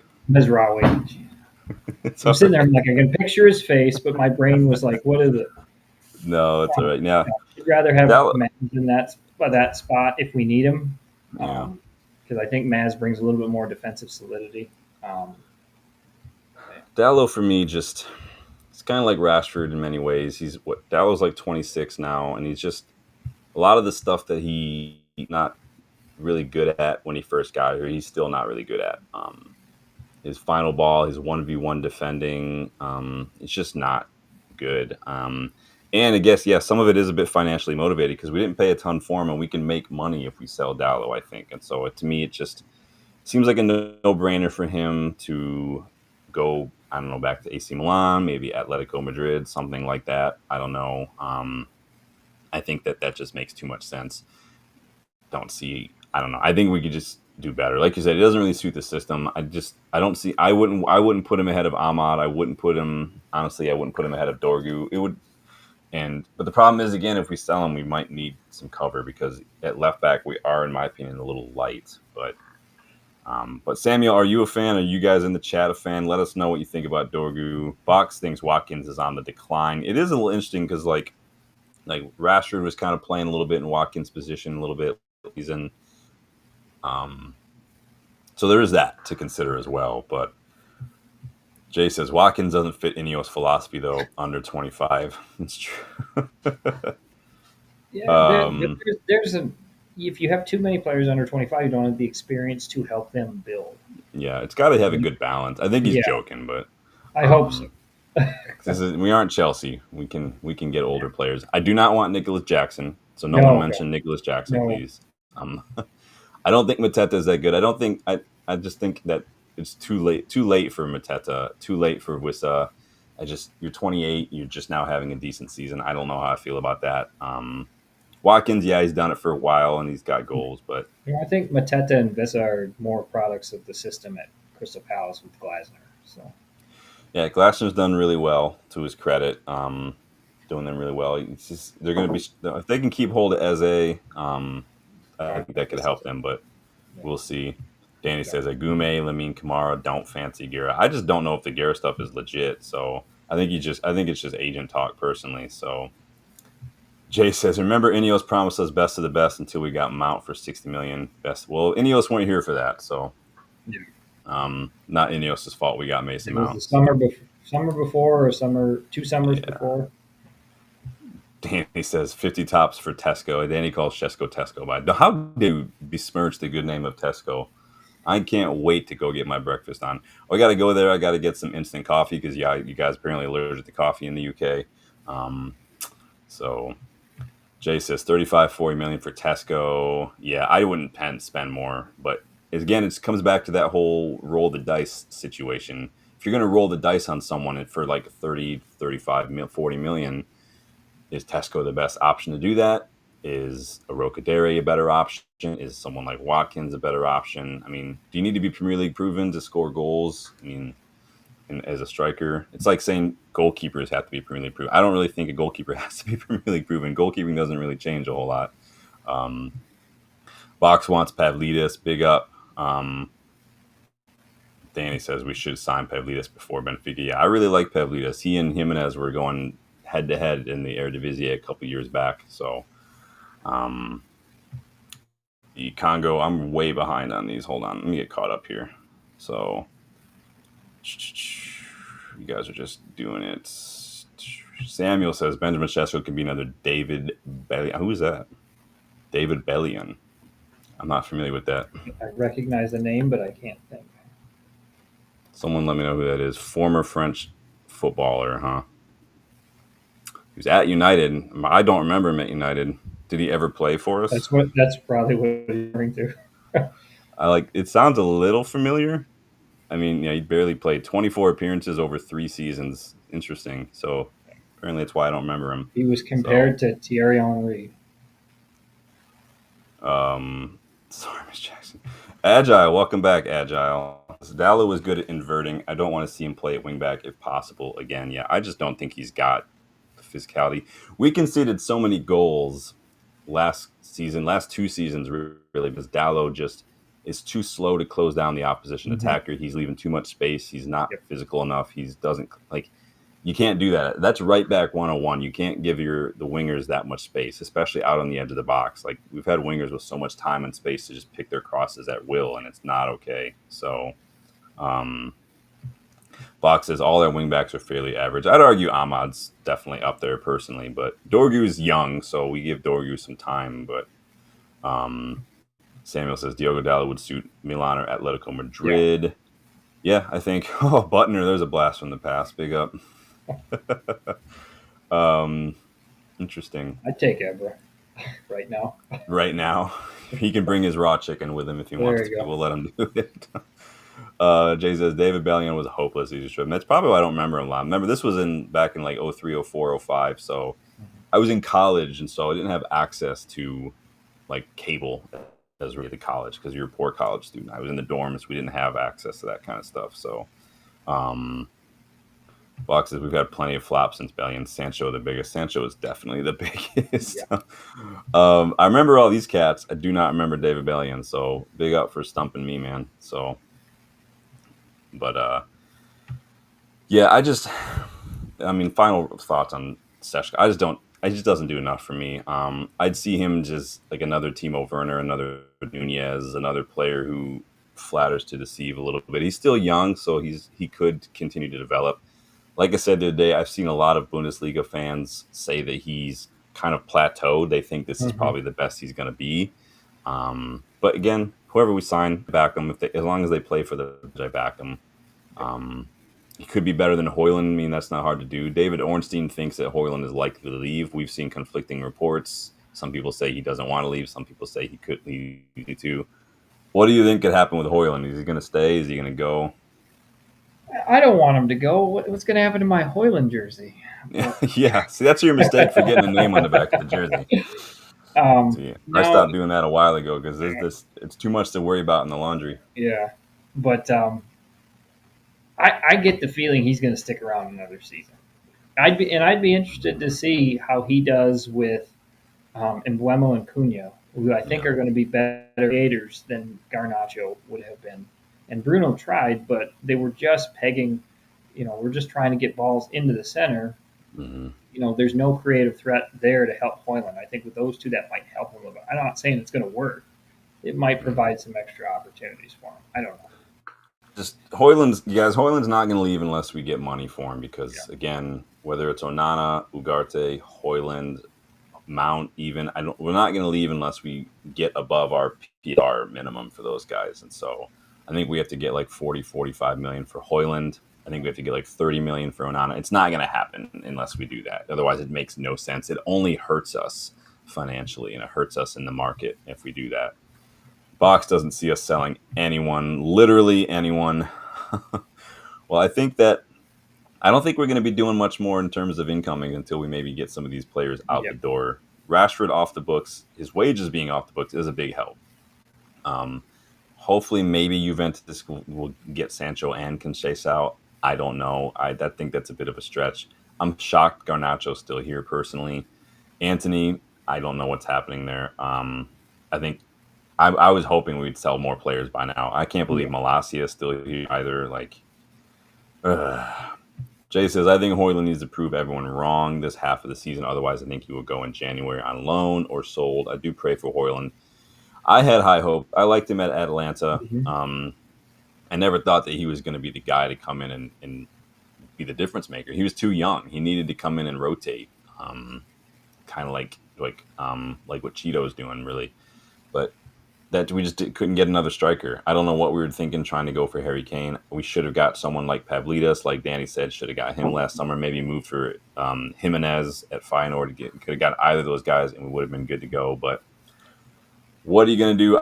I maintain we should have gone for Marcus Thuram in the January of 22-23 season when Weghorst came in. I think we could have done better there, but Agile says, I feel like I get two for one when I watch Hoyland and the team, a football match and a dose of WWE. I will defend Hoyland. He does get fouled more than is called, and I'm glad the refs finally started to start calling those later on in the season. But he was getting fouled a lot more than the refs were calling. It was getting on my nerves, but he is shit, so it is what it is. Anyone wanting match worn Hoyland kit? I'm sure the ass of the shorts is going to be full of grass stains from how much he falls over. So you'll know it's a legit Hoyland kit when you see. Oh shit, there's grass stains all over the bottom. Awesome. Um, Boxes Juve talk is all bluff in my opinion regarding Sancho in terms of getting him. Like what do you think is bluff? Jay says Hoyland did play the season in a new league with no leader as a striker and training around the pitch. We set him up to fail. It's a Yep. shame. Bad minutes. Yeah, I think we did play a part in 100%. that. Yep. I think forcing him to start is remember he was like 20 when we got him. It was not Hmm. that wasn't cool. He was injured when we got him. He only had like one season at Atalanta, and he wasn't even supposed to be Atalanta start. He ended up starting more because Zapata was injured, and Hoyland ended up doing well. But we haven't helped him by playing a system that doesn't really suit the way he plays. Now it's up to him to develop, but the problem is even the base where he was starting to regress on personally. So Yep. Samuel thinks Inter should pay 40 million for Hoyland. They're going to sell Thuram. I'll take Thuram if they're selling Thuram. Um, they just signed Andrew Mbani, so I don't know how many more strikers they're going to need personally. They only need one striker that they got to develop. So, strikers, guys, make sure you like and make sure you're subscribing, please. We're on that road to 3K. How many subscribers do we have, Dylan? How many do you think we have by now? Let me look. Let me go check. Are Who you going gets to there check? fastest? I'm going to go check. What are we doing? We 2.56,000. 2.5. You can see the actual accurate number here. So we have 2569. So we've got a couple more subscribers, you guys. Make sure you're hitting that subscribe button if you guys. I know there's lurkers out there. I can see it when somebody gives some membership. It shows me all the lurkers. So lurkers, it's free, helps the channel, and gets everybody closer to the giveaway. So keep that in mind. Amir says Hoyland, world-class talent. Hope he reaches full potential. I hope he does too, but we've yet to be seen. He's left us a little wanting right now. Bach says nothing will come to fruition, in my opinion, especially regarding a permanent purchase from Juve, possibly a late loan deal proposal. Some people were throwing out that Forest situation, but Jay says, I do pray for Hoyland, but we need goals now. We are united. We do have goals now. And remember, it wasn't just about strikers going into summer. It was about goal scorers. And we just got two of them. Two within, the top 6, 7 in the Premier League last season in Cooney. So add Bruno's goals, add Ahmad's goals as well. And remember, Ahmad was injured for a good spell, so that can change things too. And now, even just with the two Cooney and Mbeumo, I mean, how many chances was Bruno creating and nobody was able to put them away? Give those two. If we would have had those same two even just last season, imagine what might have been differently. So you can't play that game because you're only going to make yourself mad. But Box, he's on his final year of his contract. I think we do probably have that option as well. But why would we want to do that? It's going to cost us more to extend the contract than it is to just sell him. So Agile says he did get 6 goals to start the 22-23 season at Sturm Graz and got a move to Atlanta in August 2022. Yeah, he did fine at Atlanta. He just he just shouldn't have been the main striker at United. It just is what it is. So can't do anything about that. Let's talk about goalkeepers for a second.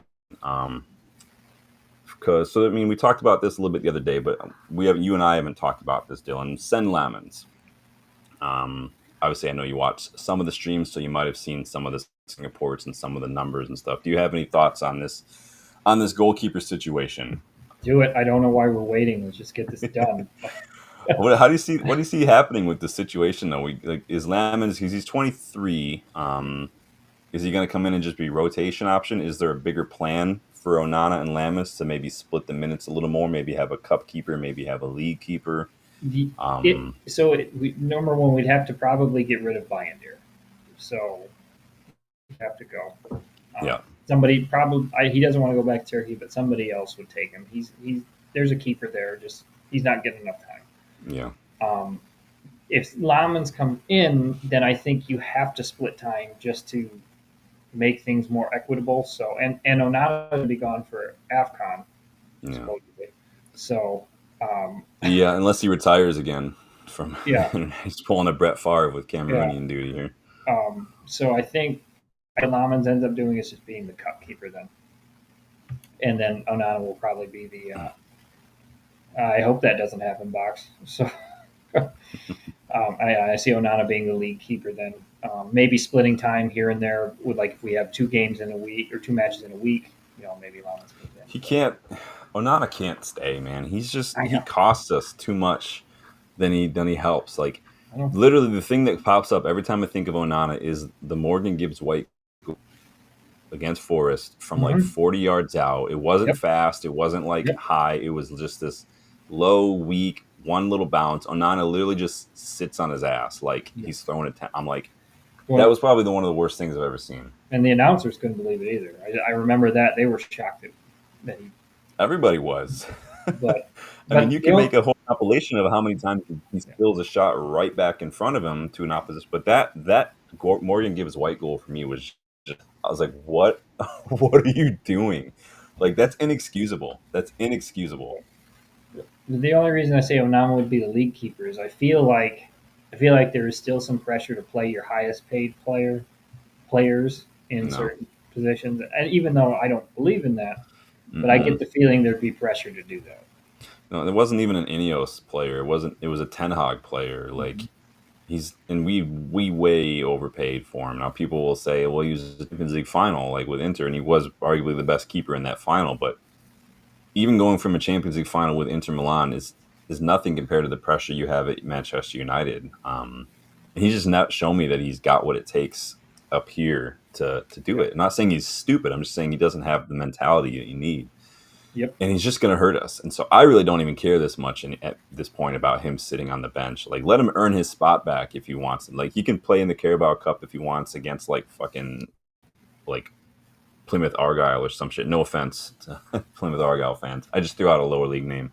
Um, but we can't. Lamens is like people will say Lamens is not there yet. The guy literally had the best save percentage, the most saves in the Belgian league last season. He's top 2% for save percentage among the top Mhm. five leagues in Europe. Top 1% for crosses claim. Saved 2/3 of the pens he's faced. He's in the top 10%. He's still just 23. The guy is an absolute baller. My pick going into the summer would have been Andre Lunin, but with the Lamin stuff getting more and more realistic, I've definitely shifted gears. Right. But yeah, if Chelsea can't, I mean, how many players did Chelsea just wait till people get linked to players Yep. and they just swoop for them? Because that's just embarrassing. Like, how embarrassed have you to be as Chelsea, man? He says we should never have sold De Gea. I mean, we didn't sell him; he left for free. But bad movie kept us in many games, multiple saves. I mean, he did. The problem with De Gea is that he just didn't see what Tag was trying to do. It wasn't that he was bad; it was just that he was bad at playing out with the ball at his feet. And that's exactly what Ten Hag wanted. That's why we bought Onana. Onana's good on the ball. His Sure. distribution is shit. His confidence is shit. His shot stopping is shit. His coming off the line is shit. His set piece, like he's shit, and everything else. But when you can't argue that the guy is not good with the ball at his feet, he's just I don't care about that as a keeper. If I'm honest, I really don't. It's like the bottom of my totem pole. Like I want you to be able to like make saves, and I want you to command your box. Like that's like my minimums. If you're afraid to come off your line, then go away. Like I don't need you here. Um, Bach says VTech loaned to Sturmgrass. Interesting. I thought for sure he was going to be sold. VTech. I don't think he's long for this world. So, final thoughts on Lamens. You're all for it, huh? I'm all for it. Yeah, I said yesterday, like or day before, like at this point, just get him so nobody else gets him, just so you have him. It's like playing fantasy football. Like you getting a player that you maybe you don't even really want, but you just making sure nobody else gets him, Yeah. so no one else can use him against you. So get him, figure it out later. Binder, yeah, needs to go. Heaton's here for another year. It looks like VTech's going on loan. We'll probably sell VTech in a year if he goes on loan. But It's yeah, too bad. Agile Dehe, yeah, go ahead. I was just saying it's too bad about VTech. I was hoping he'd shout, but Yeah, he's too good to ride the bench. I think he needs to. He can start for. I mean, honestly, I don't know why we don't go. Just if he's not going to stay, if that's the plan, just go throw him at Royal Antwerp in exchange and money for Lamens. Like he yeah. could start Royal Antwerp. I think VTech. He's that good. So Jay says we need a shot stopper, not a CDM in goal. United is built on shot stoppers. Yeah, it's all about the manager's system, and that's just the way it works. The manager wants a keeper who does that. That's the way it's going to do. If a manager wants a striker who just is a poacher because that's the way the manager plays, that's the kind of striker we're going to target. It's just the way that football works, and so it is what it is. Box says Kovar joined PSV. Interesting. Ten Hag not a fan, huh? Hmm. Righty then. So yeah, Lamens all for it. Big up. You guys are talking a little bit about Chelsea, City, Spurs, and not. City have bought literally 8 players in 6 months. They literally just don't care. They don't care. They're walking around going like this. Yeah. Literally anyone who will look. Chelsea just keeps selling hotels to themselves. So Liverpool are just getting super, super reckless. Liverpool have to win with the amount of money they're Oh spending. yeah. So I don't take what Liverpool, or I mean, what City and Chelsea do as an example. You almost can't take what Liverpool doing as an example because they're reaping the benefits of being patient over the course of a 10-year build. That's just you're at a place now where you can do that kind of stuff. Do people care if we break the rules and risk getting fined or getting bans from transfer windows or from competitions if it means we get a couple more players in a given transfer window? Do you care about that kind of stuff? Oh yeah, because I'll take the long route to get there rather than take the fines, rather than take the other stuff. Yeah. Um, I'd rather not have that be of the stigma because to me, if you're doing that, if you're spending outside of your means, you're breaking the rules like that. You are acting irresponsibly, and that does not sit well with me. And we've already had that for 10 years with the Glazers not putting Yeah. their best foot forward. So I'd rather continue that. I mean, like you said, City's just giving big middle fingers to everybody because they don't seem to care. Uh, and same thing with Chelsea. So I don't want to be like them. That's the biggest thing. I don't want to be like those teams. Yeah. We are united. We are better than that. So, Yeah. I think I agree. Like I feel like it's good to not risk it. It's good to just kind of we have a lot more to worry about, I think, in terms of getting out of this hole that we're in and correcting a lot of stuff. I do think that we could be a little bit more proactive with figuring these mhm. things out rather than waiting to it's like we're just being very very simplistic whether it's transfers. It's just we only do sales and we only do purchases. We don't really explore any sort of creative options in there, like loaning a player, buying a player young like a Nippon and then loaning him back for the year. We don't explore things like that. We don't look at upcoming free agents in January when they've got 6 months left. Like we could have got Jonathan David locked up ready to go. Yep. um, I just don't think I've seen enough of that creative problem solving proactivity. I do like the idea of just not risking it. I don't want to risk it because that could hurt us in the long run as well. Because again, if you get depending on what causes you to get punished, you could not be able to be allowed to register the player that you broke the rule to get in the first place. Um, so Mhm. we don't want to get into that route as well. We don't have hotels to sell to ourselves, so that's not going to happen.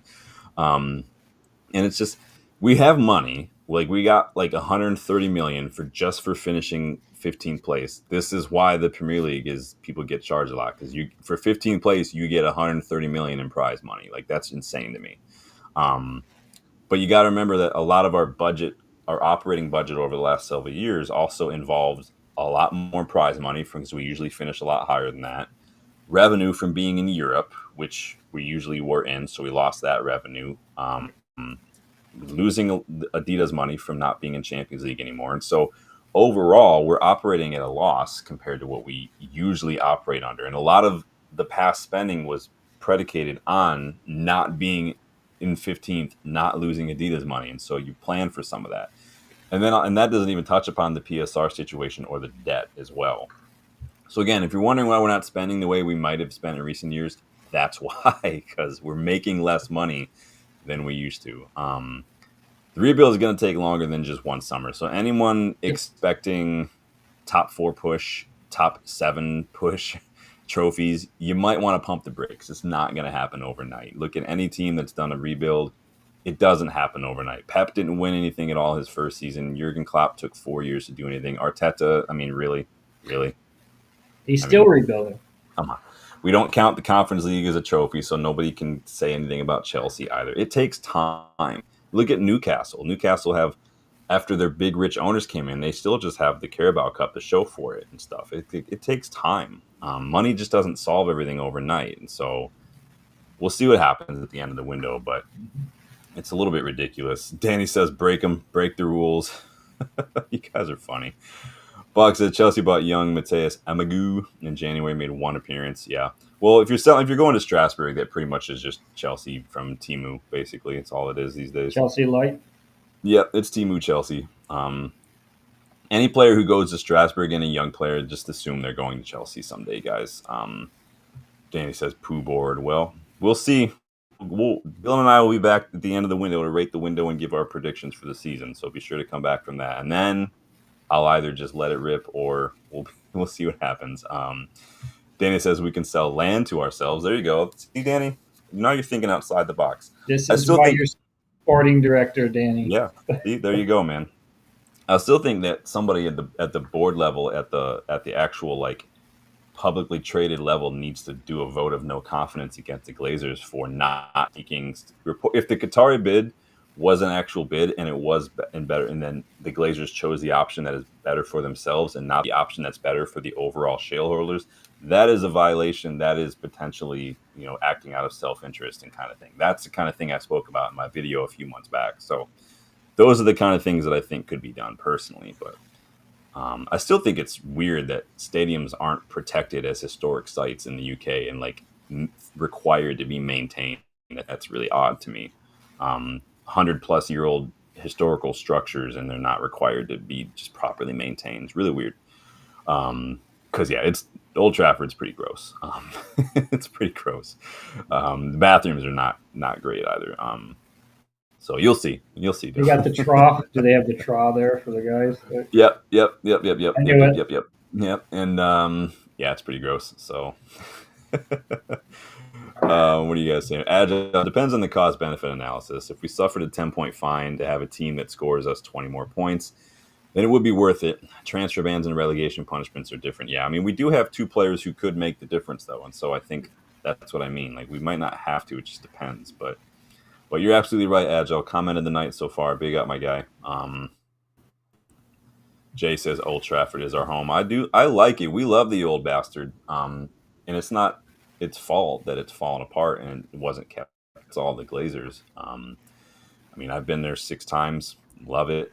I do. It is kind of shit though when you go into like the restrooms and stuff. It's definitely not a modern stadium. And I don't mean like modern like it needs to be just like made of mirrors and look like every other stadium, but even just the basic upgrading the bathrooms a little bit, upgrading the concessions a little bit. Like, it wouldn't take much to make it. Like, you can't just slap on a fresh coat of paint every now and then. So Jay says the Glazers' fault for not maintaining the stadium. Yeah, and I did that video last month.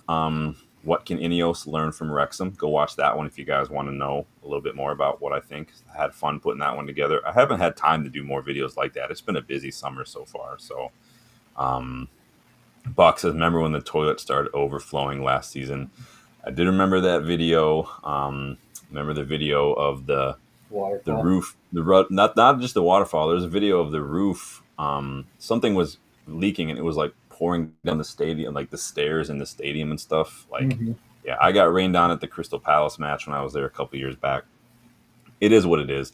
Remember, like David Gill said, that's been like that for a while. Like, this is what it is. I think it's if they had extended the roof like more feet, nobody would get rained on. But it just so happens that the corner of the roof is right above where people sit, and it is what it is. Jay's got some emojis for us. Glazers out emoji. Yep, you guys know we've got the Glazer out icon always rocking in the top corner above Dylan's head. So, but yeah, it's, again, don't take City and Chelsea as the example. It is what it is. What did you watch the Leeds friendly? No, I just watched some clips. I didn't get a chance to. Yeah. What did you see Amorim's remarks after the match regarding midfield? About Kone? Well, he so Amorim said after that match, we lacked legs basically, especially in midfield. What do you think about that comment? Is that like a challenge to the players? Is it a sign to Ineos of what Amorim thinks we need in terms of transfers? I was almost just like when I saw that, I was just like, that's just blunt manager speak for do better, guys. Like, we can't be hiding and pussyfooting around here. We gotta, it's the first match. Get it? Got to get your legs under you, but we can't be that open. And we knew that going in. I mean, we saw it in the final. We saw it throughout the end of the season. So. Yeah, I think you could take it almost either way, right? I think you could look at it as like, Ineos, this is what I need, this is what the squad needs. You could look at it, as a kick up the ass to the players. It's not saying anything we didn't already know, right? We know that we don't have the fastest midfield. We lack a lot of physical bite in the middle of the pitch, and I think that's been like that for years. So, and in an Amorim system, it's going to be a requirement because these midfielders are not just deep lying sixes, or they have to do everything. They've got to be like the 4-4-2 style midfielders, and we don't really have any of those. I think that we could see, if it were me, Collier, Casemiro would be gone. I'd get another top midfielder and maybe promote Kone in and around the first team. Another Mount, Bruno, Ugarte probably go, and you Mhm. see what Mainu's about, and you get another top class midfielder. See what happens there. There are a lot of options out there. We've spoken about them many times Yep. as a channel. Big up, Rich. Rich. Wants to know if we're still having Onana as number one next season. Nope. I don't want him anywhere near my club. I don't want him as a number 2, 3, 4, 5, 6. I want him gone. I want, as you say in the States, don't let the doorknob or the good Lord split you. Like, just leave my club. But big up, Rich. Good to see you again. Box seems to think Ineos and Amorim will be butting heads more than once in the coming weeks. It's a big shout, man. It's all going to depend on us. What do you think there's ever an instance where Amorim could walk away? I don't think it'll be this season, but I can see if we go through, if the team's starting to like click a little bit, we get to January, he doesn't get anybody, but we get into next summer and they're not backing him with more players. Like, oh, we can't. We these are the wrong players. I can totally see him walking Yeah, because I get the feeling right now they've given him some players that can fit his system. But if that ever starts where they're not like before with other managers, they're not buying the players, they're not supporting him in terms of boardroom support and things like that. Oh, totally. I can see him just. I'm done. I'll go somewhere else. yeah. So, So you think he says no to the severance and the wages and just leaves to send a message, oh basically? yeah, oh He'll yeah. probably walk into a lot of clubs. He was one of my picks to replace Simeone a while back at Atletico before he was coming to not do a job at Atletico. Um, I don't know why I'm talking about him leaving already. I know some people have said it in the last couple of weeks. Like I could see him walking and stuff. Obviously, this was before Mbeumo and everything, but just Hmm. curious on your thoughts on what would cause him to walk away or not. Jay does not like the idea of a new name for a new stadium. I'm not too worried about it. I don't think like no one says Spotify Camp now. They say Camp now. It's like it is what it is. I don't think it's gonna make that big difference. Obviously, it's not gonna be Old Trafford, so it's unfortunate. So Amir thinks and Mbeumo and Cunha will transform our attack. I agree, man. I definitely agree. Rich, what are you still doing awake, man? Isn't it Yeah. like 1 in the morning for you, man? Am I old? Like it gets to be like 10, and I'm like, all right, good night, I'm done. 8:30. I was out last night, so I guess. Dude, I was done. Yes, I was so tired yesterday. I worked out. I went and kicked the ball around out in the heat in the morning just to, Hmm. and then I came home. I showered and stuff. And even after I play, I'm like, I'm already tired. But then I was like, man, I need to start cleaning. So I literally just always cleaning like bathrooms and kitchens and vacuuming and stuff. And then took another shower and I was like, I'm done. I didn't make any food. My excellent wife went and got me dinner because I was just done, dude. Um, Rich says, I don't, but I don't see us getting a keeper that definitely benches him. Honestly, I mean, it sounds a little bit hypocritical because it's like with the striker situation, it's like anybody's better than who we have. Like Lamens is better than Onana. He's like the numbers show it. He's definitely, in my opinion, I'd definitely Yep. start Lamens. Um, but there's keepers out there. It's just a matter of who's on our list, and it can get frustrating sometimes. Players that we like are not on Ineos's list, but it is what it is. Box does see Amorim walking at some point. It does happen. Scholesy walked from Oldham. People forget Scholesy was manager of Oldham for a hot second. His boyhood club too, by the way. And he walked away. Um, Jay says I could see Amorim walking 100%. Don't blame him either. I would too. Interesting. Um, Isn't Red. that like an indictment for the club though? Like we can all understand the manager. It's yeah. I mean, it's interesting if a manager is willing to forego the severance and the wages just to send a message and maybe not risk their reputation. I mean, some managers have walked, like they've left, but I don't know if we always say like Zidane left Madrid for the first time. Like he just did. It wasn't like there was some sort of issue. He just left, right? Then he ended up coming back. I don't know why he came back. I think that hurt him, but so people do it. Managers do leave the club. Sometimes it is more like they get another opportunity, but it does happen that they end up walking away. Rich says, "Is VTech just not great based on where he's going, or are we making a mistake?" VTech, I don't think VTech is necessarily the guy to start week in week out. I think he's better than I think some people realize, but I think that he could easily go to like any club in the Eredivisie, in my opinion, and start. He could easily go to some like maybe mid-table Bundesliga clubs and start. So I just don't think we don't really seem to like our keepers from the Academy United, so it doesn't really seem like we do a lot. So, but I think if we're looking at Lamens, I think the writing's on the wall for VTech the same way it was for Kovar and Henderson and Johnstone and Pereira and.